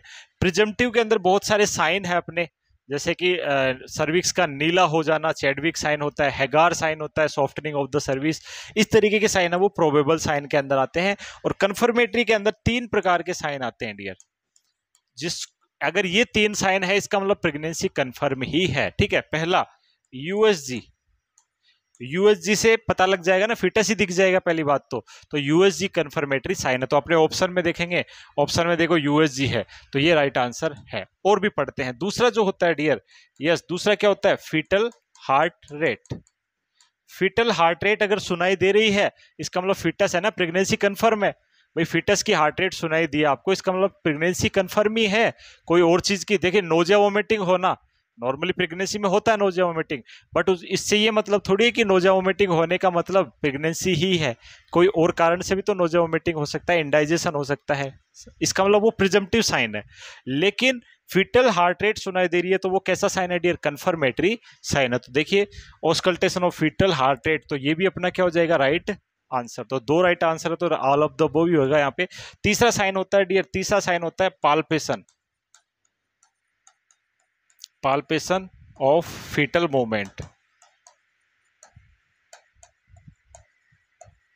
यस, एब्डोमिनल एरिया पे पाल्पेट करके फीटस की मूवमेंट्स को महसूस करना। अगर आप यहाँ पे पाल्पेट करेंगे और फीटस वहां पे मूवमेंट कर रहा है एब्डोमिनल एरिया में, पाल्पेट करने पे, इसका मतलब वो फीटस ही है, तो ये भी एक कंफर्मेटरी साइन के अंदर ही आता है। तो palpation of fetus, fetal part की जगह पर यहाँ पे मूवमेंट बोल सकते हैं। फीटस के पार्ट भी बोल सकते हैं, लाइक लेग्स को पाल्पेट करना, हेड को पाल्पेट करना, तो उससे भी तो पता लग जाएगा ना। तो ये तीनों ही कैसे साइन है डियर? कंफर्मेटरी साइन है। इसका मतलब ऑल ऑफ द अबव जो है अपना क्या हो जाएगा? राइट आंसर हो जाएगा डियर। तो यहाँ पे कंफर्मेटरी साइन वो साइन होंगे जिनके बाद ये पता लग जाए कि कंफर्म प्रेगनेंसी है, वो कंफर्मेटरी टेस्ट कहलाते हैं। ठीक है बच्चों, इसके अलावा प्रिजम्पटिव और प्रोबेबल साइन कौन कौन से होते हैं, तो उनकी एक लिस्ट देख लेते हैं। ओबीजी में आप ऑलरेडी पढ़ चुके हैं, तो इसका राइट आंसर तो डी होगा। देखिए डियर, तो प्रिजम्पटिव साइन कौन से होते हैं? तो ये क्या होते हैं डियर? लेस ट्रू होते हैं, बहुत कम ट्रू होते हैं। इनमें प्रेगनेंसी होने के चांसेस ना भी हो सकती है और हो भी सकती है, दोनों सी बातें हैं। ठीक है, तो presumptive sign accepted as true but not certain. ठीक है, जैसे कि एमेनोरिया, मेंस्ट्रुएशन साइकिल का नहीं आना, ये साइन ऑफ प्रेगनेंसी तो है बट कंफर्मेटरी साइन बिल्कुल भी नहीं है। दूसरा नोजिया एंड वोमिटिंग, फटीग, थकान होना, तो ये साइन ऑफ प्रेगनेंसी है बट नॉट कंफर्मेटरी। अगेन बात करेंगे increase size and increase feeling of fullness in breast का साइज और फीलिंग ऑफ फुलनेस, एहसास होने लग जाना, तो ये भी देखा जाता है कि ऐसा प्रेगनेंसी में होता है। बट ये कुछ ट्यूमर, मान लीजिए ब्रेस्ट कैंसर हो गया, तब भी तो ऐसा हो सकता है, ये सुनो। तो ये ऐसे साइन जो कि कंफर्म है कि प्रेगनेंसी है, तो वो कंफर्मेटरी साइन कहलाएंगे। उसके अलावा प्रिजम्पटिव और दूसरे जो है अपने प्रोबेबल साइन कहलाएंगे। तो देखते हैं, अगला आएगा pronounced nipple, next urinary frequency बढ़ जाना, क्विकनिंग क्या होता है dear? Perception of fetal movement, 16 से 18 वीक पे ऐसा महसूस होता है कि फीटस की मूवमेंट हो रही है, बट फीटस की परसेप्शन होना, दिखना नहीं, विजुअलाइजर नहीं होना, महसूस होना, तो महसूस होना कोई और कारण से भी हो सकता है, तो ये भी कंफर्मेटरी साइन तो बिल्कुल भी नहीं है। ठीक है, इसलिए ये जो सभी साइन है वो किस में आते हैं? प्रिजम्पटिव साइन के अंदर आते हैं। और ये क्वेश्चन कई बार आता है, क्विकनिंग कौन सा साइन है? तो कंफर्मेटरी तो नहीं है, तो अपन को पता है, लेकिन कंफ्यूजन हो जाता है कि प्रिजम्पटिव है या प्रोबेबल है। तो ये कौन सा साइन है डियर? प्रिजम्पटिव साइन के अंदर ही आएगा बच्चों। ठीक है, प्रोबेबल साइन कौन कौन से हैं वो देखेंगे। तो प्रोबेबल साइन, संभावित साइन, तो लाइकली टू बी ट्रू, यानी प्रिजम्पटिव से ज्यादा ये कंफर्मेटरी होंगे। यानी तीन चीजें होगी अपने पास में, एक तो कंफर्मेटरी की प्रेगनेंसी कंफर्म है, और एक बिल्कुल अपन कह सकते हैं कि बहुत कम चांसेस है, और एक बीच की सी बात करें कि प्रेगनेंसी हो भी सकती है, नहीं भी हो सकती है। उस तरीके के साइन क्या कहलाएंगे? प्रोबेबल साइन कहलाएंगे। तो प्रोबेबल साइन में आ जाएगा आपका यूट्राइन एनलार्जमेंट, यूट्रस का बड़ा होना। ठीक है डियर, इसके अलावा डियर हैगार साइन, तो हैगार साइन होता है softening and thinning of the lower uterine segment. इसके अलावा गुडेल साइन क्या होता है dear? Softening of the cervix, 6 week पे ऐसा फील होना। इसके अलावा डियर चैडविक साइन, तो चैडविक साइन का मतलब होता है bluish discolouration of the cervix and vagina. इसके अलावा डियर बेलोटमेंट क्या होता है? एब्डोमिनल एरिया को पारपेट करने पे रिबाउंड होना यानी उछलना, एक तरीके से वो चीज क्या कहलाता है? बेलोटमेंट कहलाता है। तो ये भी कैसा साइन है डियर? प्रोबेबल साइन में आता है। नेक्स्ट ब्रैक्सटन हिक्स कॉन्ट्रैक्शन, तो ब्रैक्सटन हिक्स कॉन्ट्रैक्शन है जिसमें पेनलेस यूट्राइन कॉन्ट्रैक्शन होने स्टार्ट हो जाते हैं डियर, और हर 15 मिनट में रिपीट होते हैं ये 20 वीक के बाद। जब प्रेगनेंसी 20 वीक से ज्यादा हो जाती है तो उस टाइम पे ऐसे कॉन्ट्रैक्शन आते हैं, और ये जो है प्रोबेबल साइन होता है प्रेगनेंसी का, बट नॉट कंफर्मेटरी। अगेन ये कंफर्मेटरी नहीं है, प्रोबेबल साइन में आता है। तो आपको क्या याद रखना है डियर? प्रिजम्पटिव साइन कौन कौन से होते हैं, प्रोबेबल साइन कौन कौन से होते हैं, ये सारे साइन आप पढ़े हुए हैं ओबीजी में, और यहाँ से बहुत बार डियर एमसीक्यूज एग्जाम्स के अंदर आ चुके हैं। लाइक कभी गुडेल साइन पूछ लेते हैं, कभी बेलोटमेंट पूछ लेते हैं, कभी हैगार साइन पूछ लेते हैं, ठीक है, कभी ब्रैक्सटन हिक्स कॉन्ट्रैक्शन पूछ लेते हैं। तो ये ऑलरेडी आप ओबीजी में पढ़ चुके हैं, फिर से मैंने रिपीट करवा दिया कौन सा क्या साइन होता है। तो ये सभी साइन, ग्रुप ऑफ साइन है, वो क्या होंगे डियर? प्रोबेबल साइन में आएंगे। और कंफर्मेटरी साइन में 3 आते हैं, और वो तीनों मैं बता चुका हूं, वो कौन कौन से होते हैं? Fetal heart rate, visualisation of fetus यानी यूएसजी के द्वारा, और active fetal movement palpated by examiner. तो ये 3 जो है अपने कैसे साइन है डियर? कंफर्मेटरी साइन होते हैं। यानी अगर ये साइन प्रेजेंट है, इसका मतलब कंफर्म है कि वहां पे फीटस है, यानी प्रेगनेंसी है। ओके, तो ये काफी अच्छा कॉन्सेप्ट अपन ने सीखा है, तो याद रखिएगा। प्रिजम्पटिव साइन में अपने पास एमेनोरिया, नोजिया, वोमिटिंग, ब्रेस्ट के अंदर चेंजेस महसूस होना, और क्विकनिंग, ये जो 4-5 साइन है वो क्या होंगे डियर, प्रोबेबल। और जितने भी जो सिम्टम है, Hegar, Chadwick, Braxton Hicks contraction, ballottement, Goodell sign, ये सभी जो है वो क्या होंगे डियर, प्रोबेबल साइन होंगे। और कन्फर्मेटरी में 3 होते हैं, हार्ट रेट, दूसरा यूएसजी, और तीसरा डियर फीटल मूवमेंट को महसूस करना पाल्पेशन के द्वारा। तो ये तीनों क्या क्या होंगे, अपने कन्फर्मेटरी साइन होंगे। ठीक है, अब आप आई थिंक कभी भी ऐसा क्वेश्चन गलत नहीं करेंगे। चलेगा, आगे बढ़ते हैं। अगला क्वेश्चन पढ़ते हैं dear, main carbohydrate in amniotic fluid. Amniotic fluid का मेन कार्बोहाइड्रेट कौन सा होता है, सीएमसी वेलोर में क्वेश्चन पूछा हुआ है। तो एमनियोटिक फ्लूइड के अंदर मेन कार्बोहाइड्रेट होता है डियर, दैट इज ग्लूकोज। कौन सा होता है, ग्लूकोज। सीमन में कौन सा होता है, फ्रक्टोज। सीमन में कौन सा होता है डियर, फ्रक्टोज होता है। बाकी एमनियोटिक फ्लूइड में कौन सा होता है, ग्लूकोज जो है मेन कार्बोहाइड्रेट होता है। चलेगा, डायरेक्ट याद रखने वाला क्वेश्चन है, याद रख लिया। चलेगा, अगला क्वेश्चन देखते हैं। एक प्रोसीजर आप देख पा रहे हैं यहाँ पे, इसमें क्या कर रहे हैं डियर, इंटरनली अपन क्या करते हैं डियर, स्काल्प इलेक्ट्रोड डाल रखा है। तो ऑप्शन है, क्वेश्चन है अपने पास, the nurse midwife plan to use an internal electronic foetal monitoring, जिसे EFM कहते हैं। ठीक है, इलेक्ट्रॉनिक फीटल मॉनिटरिंग, जिसमें इंटरनली एक इलेक्ट्रोड डाला जाता है और इलेक्ट्रिकल एक्टिविटी को मॉनिटर करते हैं। ठीक है, for the patient in a active labour के दौरान what must occur before the internal FEM to be applied. तो कुल मिलाकर ये पूछा है, what is the indication of FEM। Indication of FEM क्या है, यानी इंडिकेशन ऑफ FEM का मतलब EFM इलेक्ट्रॉनिक फीटल मॉनिटरिंग। तो इलेक्ट्रॉनिक फीटल मॉनिटर की जरूरत कब पड़ती है, तो पहली बात तो जब एक्टिव लेबर में आ रहा है फीटस, उस दौरान देखने के लिए जरूरत पड़ती है। जब एक्सटर्नल मॉनिटरिंग होती है ना, वो बेल्ट बांध करके देखा जाता है, एक्सटर्नल मॉनिटरिंग कहलाती है। तो एक्सटर्नल मॉनिटरिंग जब प्रॉपरली वर्क नहीं कर रही होती है, उस टाइम पे इंटरनल मॉनिटरिंग करते हैं। इलेक्ट्रोड को वेजाइना के थ्रू जो है इंटरनली डाला जाता है, फिर फीटस की मॉनिटरिंग की जाती है। तो उसके लिए क्या होना जरूरी है, तो ऑप्शन है अपने पास में, the cervix must be dilated fully. तो इसके लिए सर्विक्स का फुल डायलेट होना जरूरी है। तो देखिए, सर्विक्स जब फुल डायलेट ही हो जाएगी तो उस दौरान तो फीटस डिसेंड हो जाएगा ना, नॉर्मल डिलीवरी अपने आप ही हो जाएगी। तो यहाँ पे ये नहीं होगा। दूसरा, the fetus must be zero station, fetus zero station पे होना चाहिए, तब ऐसा होना चाहिए। अगला, the membrane must be rupture, membrane rupture हो जाएगी तब ऐसा करना है। और अगला, the patient must receive anaesthesia, patient को एनेस्थीसिया देना चाहिए। ठीक है, तो एनेस्थीसिया जो है अपन देते हैं, स्पाइनल एनेस्थीसिया इसके अंदर दिया जाता है। बट एनेस्थीसिया का इसके साथ कोई लेना देना नहीं है, कि एनेस्थीसिया का कोई रिलेशन नहीं है। इंडिकेशन ऑफ EFM पूछा है, तो EFM और एनेस्थीसिया कोई रिलेशन नहीं है, तो ये ऑप्शन तो बिल्कुल ही गलत हो गया। 3 ऑप्शन में अपन को ध्यान रखना है। तो ध्यान रखिएगा डियर, जब भी EFM अप्लाई करेंगे तो उसके लिए 3 चीजें यहां पे होनी चाहिए। पहली जो चीज है वो है मेम्ब्रेन रप्चर। मेम्ब्रेन रप्चर हो गई है तब फीटल मॉनिटरिंग की जरूरत है, अदरवाइज जरूरत ही क्या है, मेम्ब्रेन रप्चर नहीं हुई है। तो समझ में आ रही है, और इंटरनल की जरूरत है ही नहीं है बिल्कुल। ठीक है, तो मेम्ब्रेन रप्चर होगी तब अपन फीटल मॉनिटरिंग करेंगे। दूसरी शर्त क्या है इसके लिए, यस डियर, फीटस जो है -2 स्टेशन पे होना चाहिए।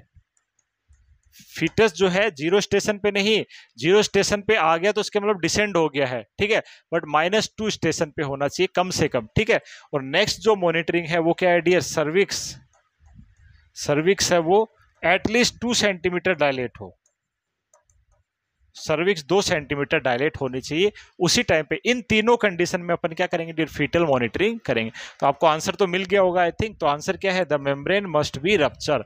इस दौरान अपन क्या करेंगे, फीटल मॉनिटरिंग की आवश्यकता है। बाकी फुली डायलेट की जरूरत नहीं है, ओनली 2 सेंटीमीटर डायलेट हो तो भी कर सकते हैं। 0 स्टेशन की जरूरत नहीं है। बच्चा कब हो, 0 स्टेशन किसे बोलेंगे, स्कियल स्पाइन पे जब हेड आ जाए तो उसे 0 स्टेशन कहते हैं। उससे पहले -2 हो गया 2 सेंटीमीटर, उससे नीचे आ जाए 2 सेंटीमीटर तो क्राउनिंग हो जाएगी, +2 स्टेशन जिसे कहते हैं। तो इसका राइट आंसर होगा डियर सी, जो है करेक्ट आंसर होगा। तो जो अपन ने लिखा है उसको समराइज करते हैं कि pre condition for internal EFM कब करेंगे, सफिशिएंट सर्विक्स डायलेशन, या 2 सेंटीमीटर डायलेट हो तब कर सकते हैं। दूसरा डियर, रप्चर ऑफ मेम्ब्रेन कर सकते हैं। तीसरा -1, -1 नहीं -2 स्टेशन, -2 स्टेशन पे फीटस हो उस दौरान अपन इसको कर सकते हैं। तो ये तीनों शर्त है। तो इसमें सबसे इंपॉर्टेंट शर्त क्या है डियर? रप्चर ऑफ मेम्ब्रेन होगी तभी तो एमनियोटिक फ्लूइड का लॉस हो जाएगा, उस वजह से फीटल की मॉनिटरिंग की आवश्यकता है। यस और नो? उस दौरान जो अपन ऐसा कर सकते हैं। अगर फीटल मेम्ब्रेन रप्चर नहीं हो तो इंटरनल पहुंचेगा कैसे? रप्चर होकर के ही तो पहुंचेगा वहां पे। यस और नो? तो सबसे इंपॉर्टेंट क्राइटेरिया कौन सा है? Rupture of membrane. अगला क्वेश्चन है डियर, यस एक टेस्ट है ओबीजी से related which is Huhner test. ठीक है, Huhner test is used to assess which of the following condition. Option है to determine number, motility and activity of sperm. दूसरा to determine ABO incompatibility, reaction between mother and newborn, यानी अपन बोल सकते हैं RH incompatibility with ABO incompatibility. दूसरा to assess the respiratory maturity of newborn. ठीक है, और तीसरा to assess the cardiac function of newborn. तो किस लिए किया जाता है डियर ओहरनर टेस्ट?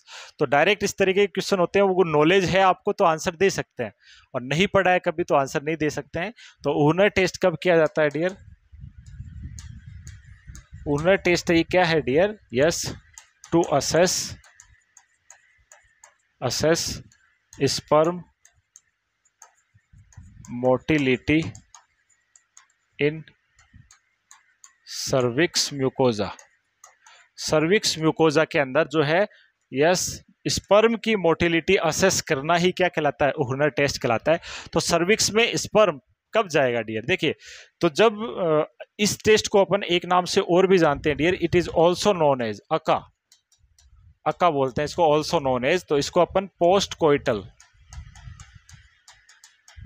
टेस्ट के नाम से भी जानते हैं। किस नाम से जाना डियर इसको? Post coital test. कोइसन का मतलब होता है dear after the sexual activity, जब स्पर्म जो है वेजाइना के थ्रू जो है कहाँ पे जा रहे हैं? सर्विक्स के अंदर जा रहे हैं। तो उस दौरान जो है डियर, और मोस्टली ऐसी एक्टिविटी कब देखते हैं? ड्यूरिंग द ओव्यूलेशन, ओव्यूलेशन के दौरान। तो ओव्यूलेशन के दौरान अपन पढ़ते हैं कि सर्विक्स में कुछ चेंजेस होते हैं, सर्विक्स ज़्यादा सॉफ्ट होती है, ज़्यादा नम होती है, ताकि मोटिलिटी बढ़ सके।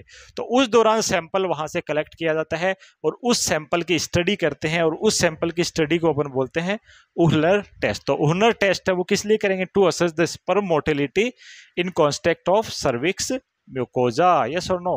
तो राइट आंसर अपना क्या हो जाएगा डियर? ए जो है इसमें करेक्ट आंसर हो जाएगा। और ओहरनर टेस्ट को अपन पोस्ट कोइटल टेस्ट के नाम से भी जानते हैं। ठीक है, चलेगा, आगे बढ़ेंगे नेक्स्ट क्वेश्चन की तरफ में। तो ओहरनर कोस्ट को पोस्ट कोइटल टेस्ट या पोस्ट कोइटल स्मीयर भी कहा जाता है। देखते हैं नेक्स्ट क्वेश्चन, देखते हैं। यस, पढ़िएगा, which of the among is used emergency contraceptive. इनमें से कौन सी जो है इमरजेंसी कॉन्ट्रासेप्टिव के रूप में यूज करी जाती है? नॉर्मली कम्युनिटी में भी आप ये टॉपिक पढ़ते हैं, ओबीजी में भी कॉमन टॉपिक है। यस डियर, तो इमरजेंसी कॉन्ट्रासेप्टिव के रूप में इनमें से कौन सी यूज करेंगे? Prostaglandin, progesterone only, मालाडी, लेवोनोजेस्ट्रल। ठीक है डियर, तो प्रोस्टाग्लैंडिन के एनालॉग जो होते हैं, प्रोस्टाग्लैंडिन नहीं, प्रोस्टाग्लैंडिन के एनालॉग, जैसे कि फॉर एग्जांपल लाइक मीजोप्रोस्टोल, मीजोप्रोस्टोल जो है एंड मेफिप्रिस्टोन, ये दोनों क्या है डियर? प्रोस्टाग्लैंडिन के एनालॉग है। ठीक है, तो ये प्रोस्टाग्लैंडिन के एनालॉग है, इनको अपन इमरजेंसी कॉन्ट्रासेप्शन के अंदर यूज करते हैं। इमरजेंसी में नहीं यूज करते हैं। अगर प्रेगनेंसी लॉन्ग टर्म हो गई है, मंथली अगर प्रेगनेंसी हो गई है, तो इनका यूज करते हैं, यानी प्रेगनेंसी यानी एमटीपी में यूज करते हैं। किस में यूज करते हैं dear? Medical termination of pregnancy में प्रोस्टाग्लैंडिन के एनालॉग्स यूज किए जाते हैं, विच आर मीजोप्रोस्टोल एंड मेफिप्रिस्टोन। इसके अलावा डियर ये क्या है? ये रूटीन यूज करे जाते हैं, लाइक प्रोजेस्टोन ओनली एंड मालाडी। इस तरीके की जो ड्रग्स होती है, दवाइयां जो होती है, हार्मोनल पिल्स होती है, ये डेली पिल्स कहलाती है, तो इनको डेली लिया जाता है, डेली पिल्स कहलाती है। तो प्रोजेस्टोन ओनली एंड मालाडी ये डेली पिल्स है, ये इमरजेंसी कॉन्ट्रासेप्शन में हेल्प नहीं करती है बच्चों। ठीक है, और अपने पास आती है नेक्स्ट लेवोनोजेस्ट्रोल, ईएम किट भी जिसे कहा जाता है। और लेवोनोजेस्ट्रोल डियर ये क्या होती है dear? It is emergency contraceptive pill, जो कि यस डियर क्या करती है? Terminate pregnancy within 72 hours. 72 hours के अंदर अगर यानी स्पर्म और ओवम को जो हो गया है वहां पे इम्प्लांटेशन होने से रोकना, वो काम किसका है डियर? इसका काम होता है यानी इमरजेंसी कॉन्ट्रासेप्टिव जो पिल्स होती है जिसमें लेवोनोजिस्ट्रोल होता है, इनका काम क्या है डियर? इनका काम क्या है? स्पर्म ओवम को अपन बोल सकते हैं फर्टिलाइज होने से रोकती है, इसके अलावा फर्टिलाइज हो गया तो इम्प्लांट होने से रोकती है। तो इस तरीके से ये काम करती है लेवोनोजिस्ट्रोल। और ये कब तक इफेक्टिव है? ओनली विद इन 72 आवर अगर ले ली जाए, ठीक है। अनसेफ सेक्स के बाद में विद इन 72 आवर अगर इनको लिया जाए तो ये जो है हेल्पफुल रहती है, ठीक है। तो लाइक आपने सुना होगा जैसे अनवांटेड 72 करके आते हैं मार्केट के अंदर, तो इस तरीके की टैबलेट्स में क्या होता है डियर? लेवोनोजिस्ट्रोल होता है। तो ये इमरजेंसी कॉन्ट्रासेप्टिव पिल कहलाती है, ठीक है। बाकी अगर एमटीपी की बात करें तो वहां पे प्रोस्टाग्लैंडिन एनालॉग्स लेते हैं, लाइक एग्जांपल मिजोप्रोस्टोन, मेफिप्रोस्टोन कॉम्बिनेशन के अंदर ये आती है, 4 टैबलेट 5 टैबलेट इस तरीके से कॉम्बिनेशन में आती है। प्रोजेस्टोन ओनली है, माला डी है, ये क्या आती है डियर? रूटीन डेली बेसिस पे लिए जाते हैं और इनमें जो है हार्मोनल लेवल बढ़ जाता है जिससे इम्प्लांटेशन ये नहीं करा पाते हैं, ठीक है। लेवोनोजिस्ट्रोल जो है वो इमरजेंसी कॉन्ट्रासेप्टिव ईएम मतलब इमरजेंसी किट के फॉर्म में आती है डियर, ठीक है। चलेगा, आगे बढ़ेंगे। तो इस क्वेश्चन का राइट आंसर हो जाएगा डी। यस, तो लेवोनोजिस्ट्रोल के बारे में थोड़ा सीखते हैं। तो लेवोनोजिस्ट्रोल को मॉर्निंग आफ्टर पिल भी कहते हैं, यानी मॉर्निंग यानी कि अगर अनप्रोटेक्टेड सेक्स हो गया है तो उस टाइम पे मॉर्निंग आफ्टर, तो उसके बाद में इसको लिया जाना चाहिए, ठीक है। अगर अनवांटेड प्रेगनेंसी नहीं चाहती कोई फीमेल तो इनको लिया जा सकता है, बट इनके भी बहुत सारे साइड इफेक्ट होते हैं तो एज ए रेगुलर नहीं ले सकते हैं। तो ये क्या है dear? It is a synthetic form of progestin. इसमें क्या होता है? प्रोजेस्टिन पाई जाती है जो कि एक कॉमन इंग्रेडिएंट है इमरजेंसी कॉन्ट्रासेप्टिव पिल्स का। तो लेवोनोजिस्ट्रोल में एक्चुअली क्या होता है? प्रोजेस्टिन होता है। क्या होता है डियर? प्रोजेस्ट्रोन नहीं, प्रोजेस्टिन होता है, ठीक है। यस, इमरजेंसी कॉन्ट्रासेप्टिव पिल, इन्हें मॉर्निंग आफ्टर पिल भी कहते हैं और मोस्टली ये सिंगल पिल होती है, कई बार ये 2 पिल के कॉम्बिनेशन में भी होती है, ठीक है। It is effective in preventing pregnancy if taken within a specific time frame of unprotected intercourse और within 72 hours, within 72 hours, ठीक है। ये पॉइंट याद रखना है। और ईएम किट का मतलब है इमरजेंसी कॉन्ट्रासेप्टिव किट कंटेनिंग लेवोनोजिस्ट्रोल, जिसमें क्या होता है? लेवोनोजिस्ट्रोल होता है जो कि सिंथेटिक प्रोजेस्टिन होता है, सिंथेटिक फॉर्म ऑफ प्रोजेस्टिन होता है डियर, ठीक है। याद रखना, इंपॉर्टेंट क्वेश्चन है। इस तरह क्वेश्चन एग्जाम्स के अंदर काफी बार आ चुके हैं प्रीवियसली और आते रहते हैं। चलेगा, नेक्स्ट क्वेश्चन देखेंगे।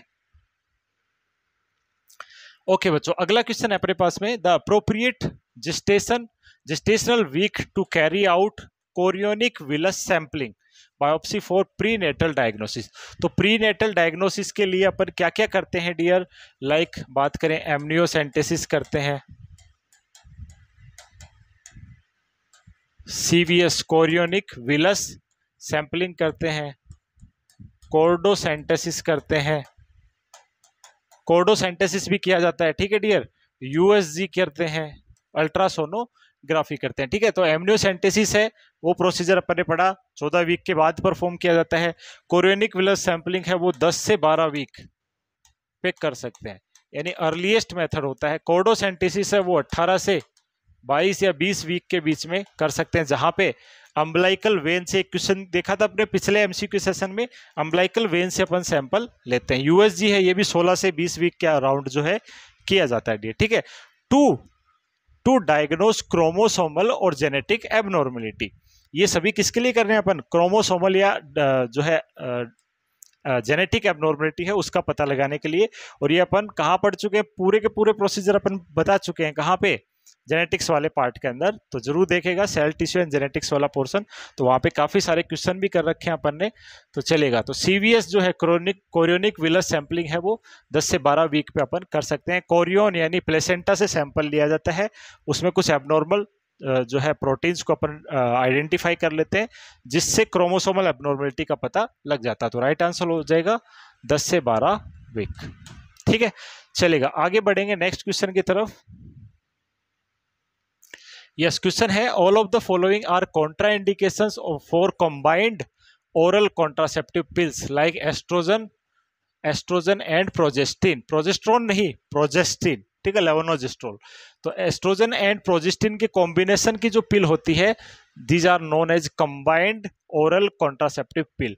तो इनको किस में नहीं दिया जाना चाहिए, ये पूछा है यहाँ पे कुल मिलाकर के कि इनमें से किस कंडीशन में। देखो, इनमें से सभी कंडीशन कॉन्ट्रा इंडिकेटेड है, केवल एक को छोड़ करके। मतलब इनमें से सभी कंडीशन में नहीं देना, एक को छोड़ करके, मतलब एक कंडीशन में दे सकते हो, तो वो कंडीशन कौन सी है। तो अगर आपको कंबाइन ओरल कॉन्ट्रासेप्टिव पिल्स के अगर कॉन्ट्रा इंडिकेशंस पता लग जाए तो आप इसका आंसर इजीली बता देंगे, ठीक है। बाय द वे, इसका जो राइट आंसर है वो है डायबिटीज मेलाइटस। अगर डायबिटीज मेलाइटस है तो भी ओरल कॉन्ट्रासेप्टिव पिल्स दे सकते हो, सेफ है, कोई इश्यू नहीं है डियर।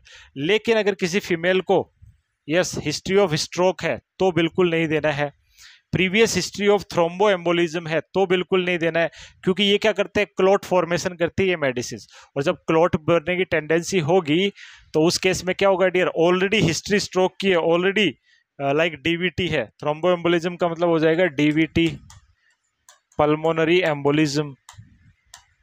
अगर ये ऑलरेडी प्रीवियस हिस्ट्री में और ऊपर से अगर आपने ये दवाई भी दे दी, कंबाइन ओरल कॉन्ट्रासेप्टिव पिल भी दे दी, तो और ज्यादा ये कंडीशन ट्रिगर हो सकते हैं। इसके अलावा हाइपरटेंशन है, इस कंडीशन में भी ये बिल्कुल नहीं देना चाहिए। तो इन चारों ऑप्शन में से डायबिटीज मेलाइटस है उसमें दे सकते हैं, कोई यहाँ पे कॉम्प्लिकेशन नहीं होगा। तो कब कब कॉन्ट्रा इंडिकेटेड होती है देखते हैं अपन। तो ये अपने पास में लिस्ट है, contra indicated to use combined hormone contraceptive pill. Combined hormone contraceptive pill which is oestrogen and progestin. तो एस्ट्रोजन और प्रोजेस्टिन का जो कंबाइंड ओरल कॉन्ट्रासेप्टिव पिल्स है वो क्या क्या कर सकती है, तो वो थ्रोम्बोसिस करती है, इसलिए डीवीटी में नहीं देना, पल्मोनरी एम्बोलिज्म में नहीं देना, स्ट्रोक में नहीं देना, ठीक है। इसके अलावा इस्चेमिक हार्ट डिजीज, अगेन यहाँ पे क्लॉट फॉर्मेशन हो सकता है, ब्रेस्ट कैंसर है तो नहीं देना है, सीवियर हाइपरटेंशन में नहीं देना है, माइग्रेन में नहीं देना है, लीवर डिजीज में, और सस्पेक्टेड प्रेगनेंसी, तो प्रेगनेंसी टर्मिनेट कर देगी ना, इसलिए इन सभी कंडीशन में जो ओरल कॉन्ट्रासेप्टिव पिल है वो कॉन्ट्रा इंडिकेटेड होती है।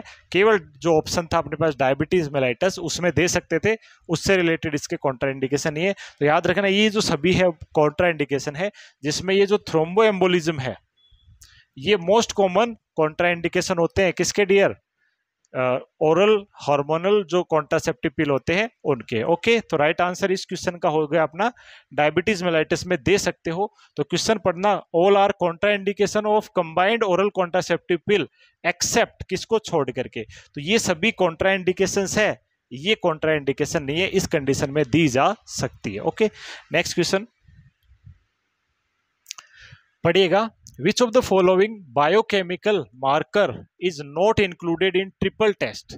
तो ट्रिपल टेस्ट में पढ़ा चुका हूँ जेनेटिक्स वाले पार्ट के अंदर। तो ट्रिपल टेस्ट में अपन 3 टेस्ट करते हैं डियर, 3 टेस्ट परफॉर्म किए जाते हैं ट्रिपल टेस्ट के अंदर, which is alpha fetoprotein, alpha fetoprotein check करते हैं। यस, ये पहली बात तो मैटरनल टेस्ट है, मैटरनल ब्लड टेस्ट, यानी इसमें मदर का ब्लड लिया जाता है, फीटस से रिलेटेड कोई टेस्टिंग नहीं होती। तो ट्रिपल टेस्ट के नाम से जाना जाता है।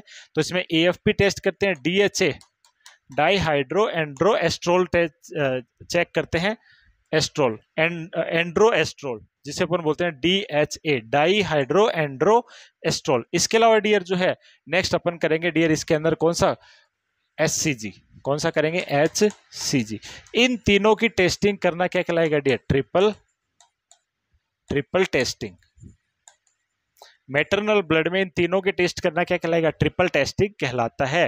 और ये भी यूजुअली जो है 18 से 22 वीक के अराउंड करते हैं। कब करते हैं डियर, 18 से जो है 22 वीक की, 16 से 22 वीक के अराउंड, 16 से 22 वीक के अराउंड जो है ये परफॉर्म करी जाती है।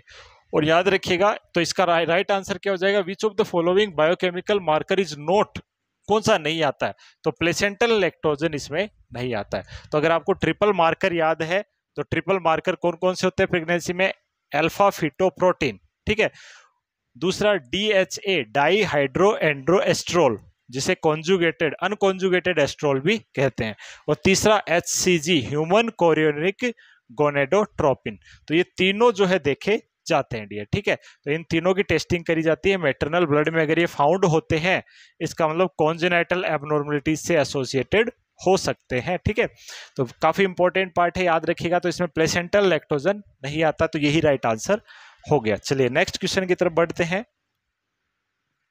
क्वेश्चन है विच of the following anti hypertensive is not safe during the pregnancy. कौन सी एंटी हाइपरटेंसिव प्रेगनेंसी में सेफ नहीं है? तो एंटी हाइपरटेंसिव ड्रग्स अपन ने कार्डियोवैस्कुलर सिस्टम की फार्मेकोलॉजी में बहुत डिटेल से पढ़ रखा है, उससे ज्यादा डीप नहीं हो सकता है। तो यस डियर, आपको याद होगा ACE इनहिबिटर्स जो होती है वो प्रेगनेंसी में कॉन्ट्राइंडिकेटेड मैंने आपको बताई थी। तो ACE इनहिबिटर के एग्जाम्पल अपने पास आ जाते हैं प्रिल वाली ड्रग्स, जिसमें भी प्रिल आती है, लाइक कैप्टोप्रिल,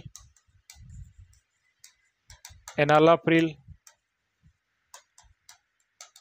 ठीक है, कैप्टोप्रिल, एनालाप्रिल, रेमिप्रिल, और भी जिसमें प्रिल आते हैं वो सभी ड्रग क्या है, ACE इनहिबिटर में आती है डियर। जिसमें LOL आता है वो बीटा ब्लॉकर्स होती है, ये दी जा सकती है। डायूरेटिक्स अपन को पता है, डायूरेटिक की टोटल 5 क्लासेज होती है। ऑस्मोटिक डायूरेटिक हो गई, ट्यूब डायूरेटिक हो गई, लूप डायूरेटिक हो गई, कार्बोनिक एनहाइड्रेज इनहिबिटर हो गए, पोटेशियम स्पेयरिंग डायूरेटिक्स होगी, वो पढ़ चुके हैं, जो कि मोस्टली सेफ होती है। और कुछ कुछ अनसेफ भी है, जैसे स्पाइरोलेक्टोन वगैरह, वो अनसेफ है। इसके अलावा निफिडिपाइन है, जो कि कैसी ड्रग है डियर, कैल्शियम चैनल ब्लॉकर, ठीक है, जैसे वेरापामिल, निफिडिपाइन, एम्लोडिपिन, डिल्टाजेम, इस तरीके की जो ड्रग है वो क्या कहलाती है, कैल्शियम चैनल ब्लॉकर। तो ये भी दी जा सकती है। तो कौन सी नहीं देते हैं, ACE इनहिबिटर वहां पे स्ट्रिक्टली अवॉइड की जाती है। और इनके मैंने साइड इफेक्ट आपको पढ़ाए थे, तो वो स्लाइड में दिखाता हूं आपको, जो मैंने आपको पढ़ाए थे। तो राइट आंसर बी हो गया। तो मैंने बताया था side effect of ACE inhibitor. तो ACE इनहिबिटर का एक एग्जाम्पल होता है कैप्टोप्रिल, तो इसी के नाम से इसके साइड इफेक्ट भी अपने पास में आ जाते हैं। तो C4 हो जाएगा कफ, और ये कफ जो है फर्स्ट क्लासिकल साइन होता है। A4 angioedema and A granulocytosis, P4 potassium increase हो जाता है, T4 टेस्ट एबनॉर्मलिटी हो जाता है, O4 ऑर्थोस्टैटिक हाइपरटेंशन, यानी पर्सन लेटा हुआ है, जैसे ही खड़ा होगा BP डाउन हो जाता, 20 से 30 कम हो जाना, 20 से 30 mmHg अगर डिक्रीज हो जाए BP लेटी स्थिति से खड़े होने पे, उसे ऑर्थोस्टैटिक हाइपरटेंशन कहा जाता है। तो ये भी मैंने पढ़ाया था, इसका एक टेस्ट भी पढ़ाया था। प्रेगनेंसी में कॉन्ट्राइंडिकेटेड होती है क्योंकि ये टेराटोजेनिक है, फीटल का रीनल डैमेज कर देती है, रीनल आर्टरी स्टेनोसिस कर देती है, इंक्रीज पोटेशियम हाइपरकैलेमिया कर देती है, और लो BP हाइपोटेंशन भी करती है। तो ये मैंने आपको पढ़ाए थे, वहां पे इसकी मैकेनिज्म ऑफ एक्शन भी मैंने पढ़ा रखी है कि ड्राई कफ क्यों होता है, एंजियोडेमा क्यों होता है, पोटेशियम कम क्यों होता है, ये एवरीथिंग अपन पूरा पैथोफिजियोलॉजी वाले जो इसकी फिजियोलॉजी मैंने पढ़ाई थी ACE इनहिबिटर की, वहां पे एक्सप्लेन कर रखा है। यस और नो? तो वो जरूर देखेगा आप लोग फार्मेकोलॉजी पढ़ने के लिए, और उसके लिए आपको VNA की ऐप डाउनलोड करनी पड़ेगी, और उसके लिए आपको हमारा जो कोर्स, जो कि बहुत ही कम कीमत में उपलब्ध है, आप ज्वाइन कर सकते हैं। काफी हेल्पफुल आपके लिए रहने वाला है। चलेगा, आगे बढ़ते हैं नेक्स्ट क्वेश्चन की तरफ में। The drug of choice in treatment of typhoid fever during pregnancy. Typhoid अगर प्रेगनेंसी में हो जाए तो सीधा सा डायरेक्ट आपको आंसर है सेफ्ट्रियोक्सोन, जो है वहां पे ट्रीटमेंट ऑफ चॉइस रहता है। ठीक है, तो सेफ्ट्रियोक्सोन वहां पे दी जाती है, और सेफ्ट्रियोक्सोन है वो सिफेलोस्पोरिन्स के अंदर आती है। ठीक है, तो राइट आंसर क्या हो जाएगा, ceftriaxone. Next question, yes, premature separation of normally implanted placenta. Placenta normally implant हो गई और उसका अगर प्रीमेच्योर सेपरेशन हो जाए तो उसे क्या कहेंगे? बस क्वेश्चन इतना सा ही कह रहा है, जिसकी वजह से सीवियर हेमरेज भी हो। काफी इजी क्वेश्चन है, जो कि बहुत पुराने पेपर में आया हुआ था, DSSB 2013 ले लिया मैंने, जस्ट डेफिनेशन एक तरीके से ये। और किसकी डेफिनेशन है ये डियर? एब्रोप्सियो प्लेसेंटा। तो एब्रोप्सियो प्लेसेंटा आप पढ़ चुके हैं OBG में। तो एब्रोप्सियो प्लेसेंटा में क्या होता है, प्रीमेच्योर सेपरेट हो जाती है प्लेसेंटा, जिसे हेमरेज होता है, ब्लीडिंग होती है।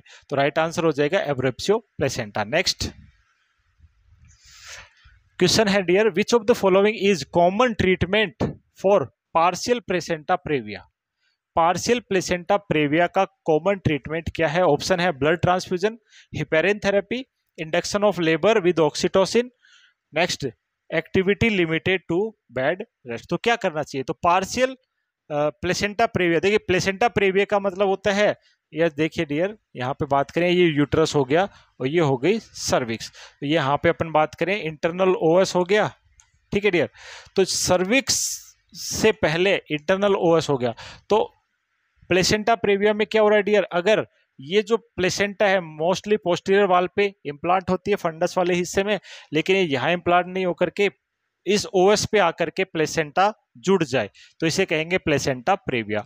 और अगर थोड़ी सा हिस्सा कवर करे इसका ओएस का तो उसे क्या कहेंगे, पार्शियल। तो पार्शियल के केस में क्या होता है डियर, पार्शियल के केस में फीमेल को कंप्लीट बेड रेस्ट कर देते हैं, यानी एक्टिविटी लिमिटेड कर दो तो वो कोई हार्मफुल इफेक्ट नहीं पहुंचाएगा। बट अगर फीमेल अगेन एक्टिविटी करेगी तो उस दौरान वो रप्चर हो सकती है, वो एब्रेप्सियो प्लेसेंटा में बदल सकती है। तो उस कंडीशन को प्रिवेंट करने के लिए बेड रेस्ट जो है पार्शियल प्लेसेंटा प्रेविया का यस मोस्ट इफेक्टिव ट्रीटमेंट माना जाता है। चलेगा, तो राइट आंसर क्या हो जाएगा इसका, complete bed rest. Next question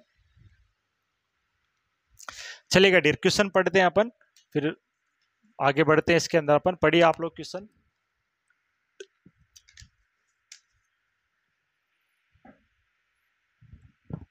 question है डियर कि एक 30 ईयर ओल्ड फीमेल है जिसको 20 वीक की प्रेगनेंसी है विद ट्विंस, जुड़वा बच्चे हैं। She has a 6 year old who was born at 40 weeks, एक बच्चा है उसका 6 साल का जो कि 40 वीक की टर्म प्रेगनेंसी पे हुआ था, यानी ये फर्स्ट सेकंड केस है वो टर्म प्रेगनेंसी का है। अगला, she has no history of miscarriage, यानी अबॉर्शन वगैरह उसे है नहीं, तो उसका GTPAL स्कोर क्या होगा। तो GTPAL कैसे देखते हैं, GTPAL तो ओबीजी के अंदर GTPAL निकालने के बहुत सारे क्वेश्चन और विद थ्योरी मैंने आपको एक्सप्लेन कर रखा, पढ़ा रखा है, तो वो लेक्चर आप लोग देखे हैं आई थिंक। और देखने के बाद में इस तरह के क्वेश्चन आई थिंक वो लेक्चर अगर आपने देख लिया तो कभी भी गलत नहीं करेंगे, हर तरीके का पॉसिबल क्वेश्चन है मैंने वहां पे करवा रखा है, ठीक है। अब फर्दर इसमें अपन देखते हैं। तो इस सिनेरियो में देखिए, जी का मतलब होता है ग्रेविडा, तो ग्रेविटी का मतलब होता है प्रेगनेंसी, कितनी प्रेगनेंसी आज तक हो चुकी है including current pregnancy, that is known as gravida. दूसरा, टी का मतलब टर्म प्रेगनेंसी, इससे पहले जो करंट प्रेगनेंसी है उससे पहले कितनी टर्म प्रेगनेंसी उसे हुई है। पी का मतलब क्या हो जाएगा डियर, पी का मतलब होगा यहाँ पे प्री मेच्योरिटी, क्या कहलाएगा डियर, प्री मेच्योर डिलीवरी कितनी हुई है। ए का मतलब अबॉर्शन, एल का मतलब लाइव बच्चे कितने हैं। तो इसी तरीके से अपन निकालते हैं। तो जी इसमें कितना आएगा, तो देखो एक तो ये करंटली प्रेग्नेंट है 20 वीक की, दूसरा इसे 6 साल का बच्चा है, तो ये कितनी बार प्रेग्नेंट हुई। देखिए यहाँ पे ट्विन पे मत जाना, यहाँ पे 2 है मतलब 2 बार प्रेग्नेंट नहीं हुई है, प्रेग्नेंट तो एक ही बार है, ट्विन बच्चे हैं, तो प्रेगनेंसी कितनी बार हुई है, इसे 2 बार हुई है। टर्म कितनी बार पहुंची, तो यहाँ पे अभी तो 20 वीक पे ही है, तो एक टर्म यहाँ पे पहुंची है ये 40 वीक वाली, तो टी कितना हो जाएगा 1। प्री मेच्योर एक भी बच्चा नहीं है यहाँ पे, प्री मेच्योरिटी एक भी नहीं हुई है तो 0, अबॉर्शन भी 0 जैसा कि बोल रखा है। और लाइव बच्चा कितना है डियर, इसके एक 6 साल का एक बच्चा जो है लाइव है, तो यहाँ पे क्या जाएगा 1। तो इस तरीके से इस क्वेश्चन का आंसर हो जाएगा G2 T1 P0 A0 L0, तो राइट L1, ठीक है। तो इसका राइट आंसर आई थिंक नहीं, कौन सा हो जाएगा, G2 T1 P0 A0 L1, ठीक है। तो राइट आंसर हो जाएगा अपने पास में बी। करेक्ट आंसर क्या हो जाएगा dear, B is the correct answer, yes और नो। चलेगा नेक्स्ट क्वेश्चन, तो बी करेक्ट आंसर हो गया है। ओके डियर, अगला क्वेश्चन है अपने पास में, pelvic inflammatory disease, pelvic inflammatory disease can be caused by all of the following except. Pelvic inflammatory disease है, इनमें से सभी में हो सकती है, सभी कारण है पेल्विक इन्फ्लामेटरी डिजीज के, एक को छोड़ करके। तो सबसे पहले तो आपको पीआईडी पता होना चाहिए, पीआईडी क्या है, तो आप इसका आंसर इजीली दे देंगे। तो पीआईडी क्या है dear, yes inflammation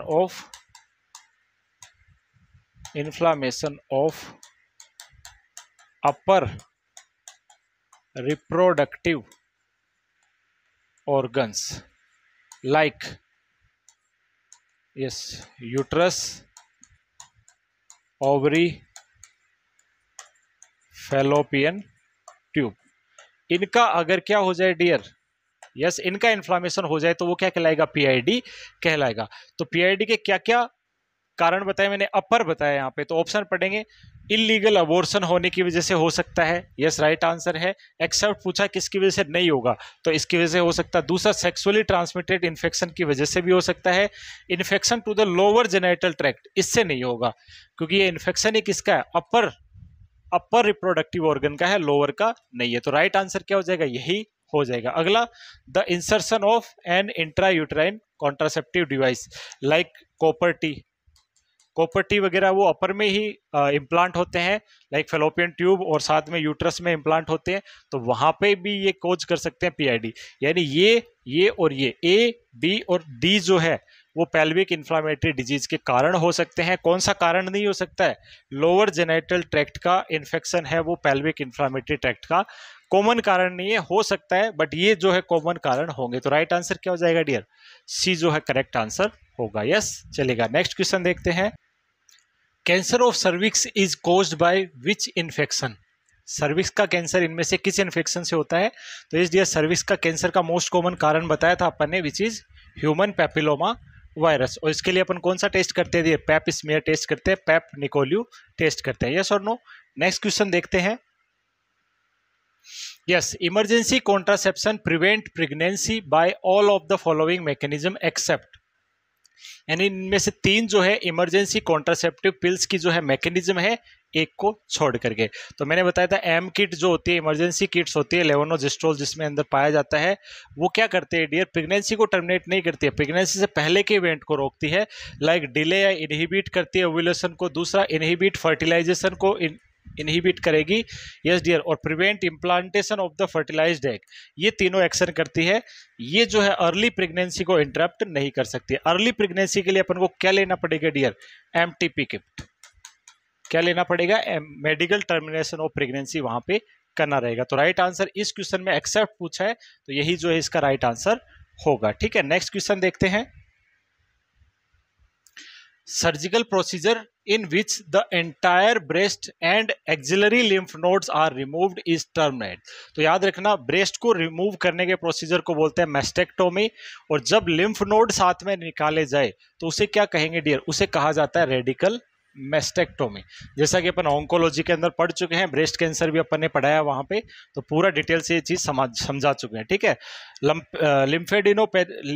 लिम्फेडिनोएक्टोमी lymph nodes हटाना, और लंपेक्टोमी लंप को हटाना वहां से। ठीक है, चलेगा। Next question. Okay dear, question है अपने पास में क्लाइनफेल्टर सिंड्रोम। यस डियर, ये क्या है? तो ये क्या है dear? It is trisomy of X chromosome. X chromosome की ट्राइसोमी होती है। ये ओनली किस में देखने को मिलती है? मेल के अंदर देखने को मिलती है। और ट्राइसोमी का मतलब होता है एक एक्स्ट्रा क्रोमोसोम होना। और Klinefelter syndrome, Turner syndrome, Edward syndrome, down syndrome, ये सभी अपन जेनेटिक्स वाले पोर्शन में कवर कर चुके हैं डियर। ठीक है, तो इसका राइट आंसर क्या हो जाएगा डियर? 44 plus XXY।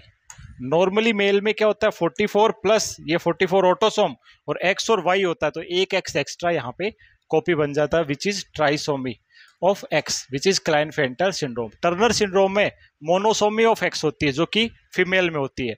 तो फीमेल में टर्नर में क्या होगा दिया? टर्नर सिंड्रोम में क्या होगा?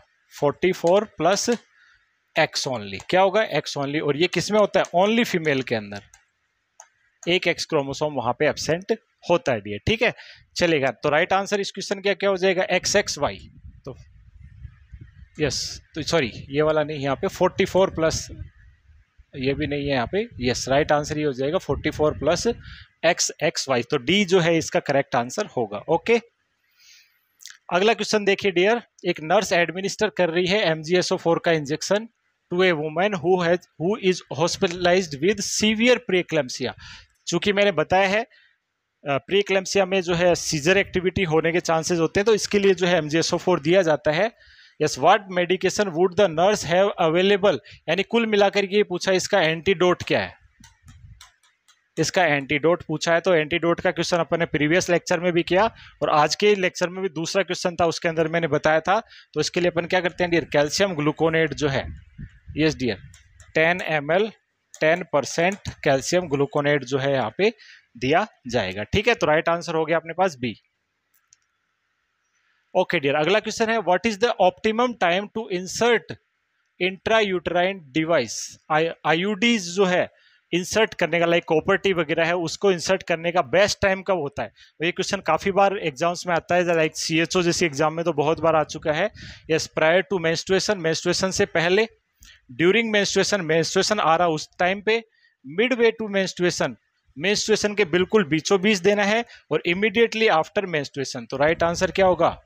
Immediately after menstruation. मेंस्ट्रुएशन जो है मेनली अपन मानते हैं 5 से 6 दिन का मेंस्ट्रुएशन पीरियड होता है।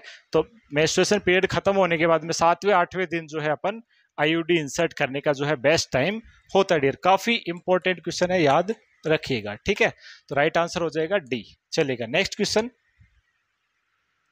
अगला क्वेश्चन है डियर, एक नर्सिंग इंस्ट्रक्टर है जो कि कंडक्ट कर रहा है एक लेक्चर एंड वो रिव्यू कर रहा है function of female reproductive system का, और उसने बोला, वो बता रहा है फॉलिकल स्टिमुलेटिंग हार्मोन के बारे में और ल्यूटिनाइजिंग हार्मोन के बारे में, यानी एलएच एंड एफएसएच के बारे में वो बता रहा है। तो इनमें से कौन सा स्टेटमेंट करेक्ट है? एलएच और एफएसएच के बारे में इनमें से कौन सा स्टेटमेंट है वो सही है? तो पहला statement, FSH and LH are released from the anterior pituitary. तो अपना पहला ही ऑप्शन क्या है डियर? सही है। तो LH और FSH जिन्हें अपन लोग गोनेडोट्रोपिन्स भी कहते हैं, ये कहाँ से रिलीज होते हैं डियर? एंटीरियर पिट्यूटरी से रिलीज होते हैं। एंडोक्राइन सिस्टम में अपन इसके बारे में फुल डिटेल से पढ़ चुके हैं। यस और नो? तो राइट आंसर क्या हो जाएगा अपने पास? ए जो है करेक्ट आंसर होगा। यस और नो? चलेगा डियर, नेक्स्ट क्वेश्चन देखते हैं। Yes, and the last question of the day which is, एक प्रेग्नेंट फीमेल है जो कि फर्स्ट ANC विजिट पे आई है और उसका 2 साल का यस बेटा है जो कि 40 वीक पे पैदा हुआ था, यानी टर्म बेबी है। एक 5 साल का बच्चा है, बेटी है जो कि 38 वीक पे बोर्न हुई थी, यानी ये भी टर्म बेबी है। और एक 7 साल का ट्विन डॉटर है, 2 बच्चे हैं और वो बोर्न हुए हैं 35 वीक पे, यानी ये प्री टर्म जो है पैदा हुए हैं, ठीक है। और she had a spontaneous abortion, उसे एक अबॉर्शन भी हो चुका है 3 साल पहले 10 वीक के ऊपर, ठीक है। तो उसका GTPL क्या होगा? तो इसका GTPAL निकालते हैं, GTPAL निकालते हैं। तो GTPL में देखेंगे डियर, फर्स्ट ANC विजिट पे आया, यानी एक प्रेगनेंसी तो ये होगी। तो G का मतलब ग्रेविडा, मतलब टोटल नंबर ऑफ प्रेगनेंसी निकालेंगे, तो एक प्रेगनेंसी तो ये होगी। दूसरा, इसे एक बेटा है, दूसरी प्रेगनेंसी।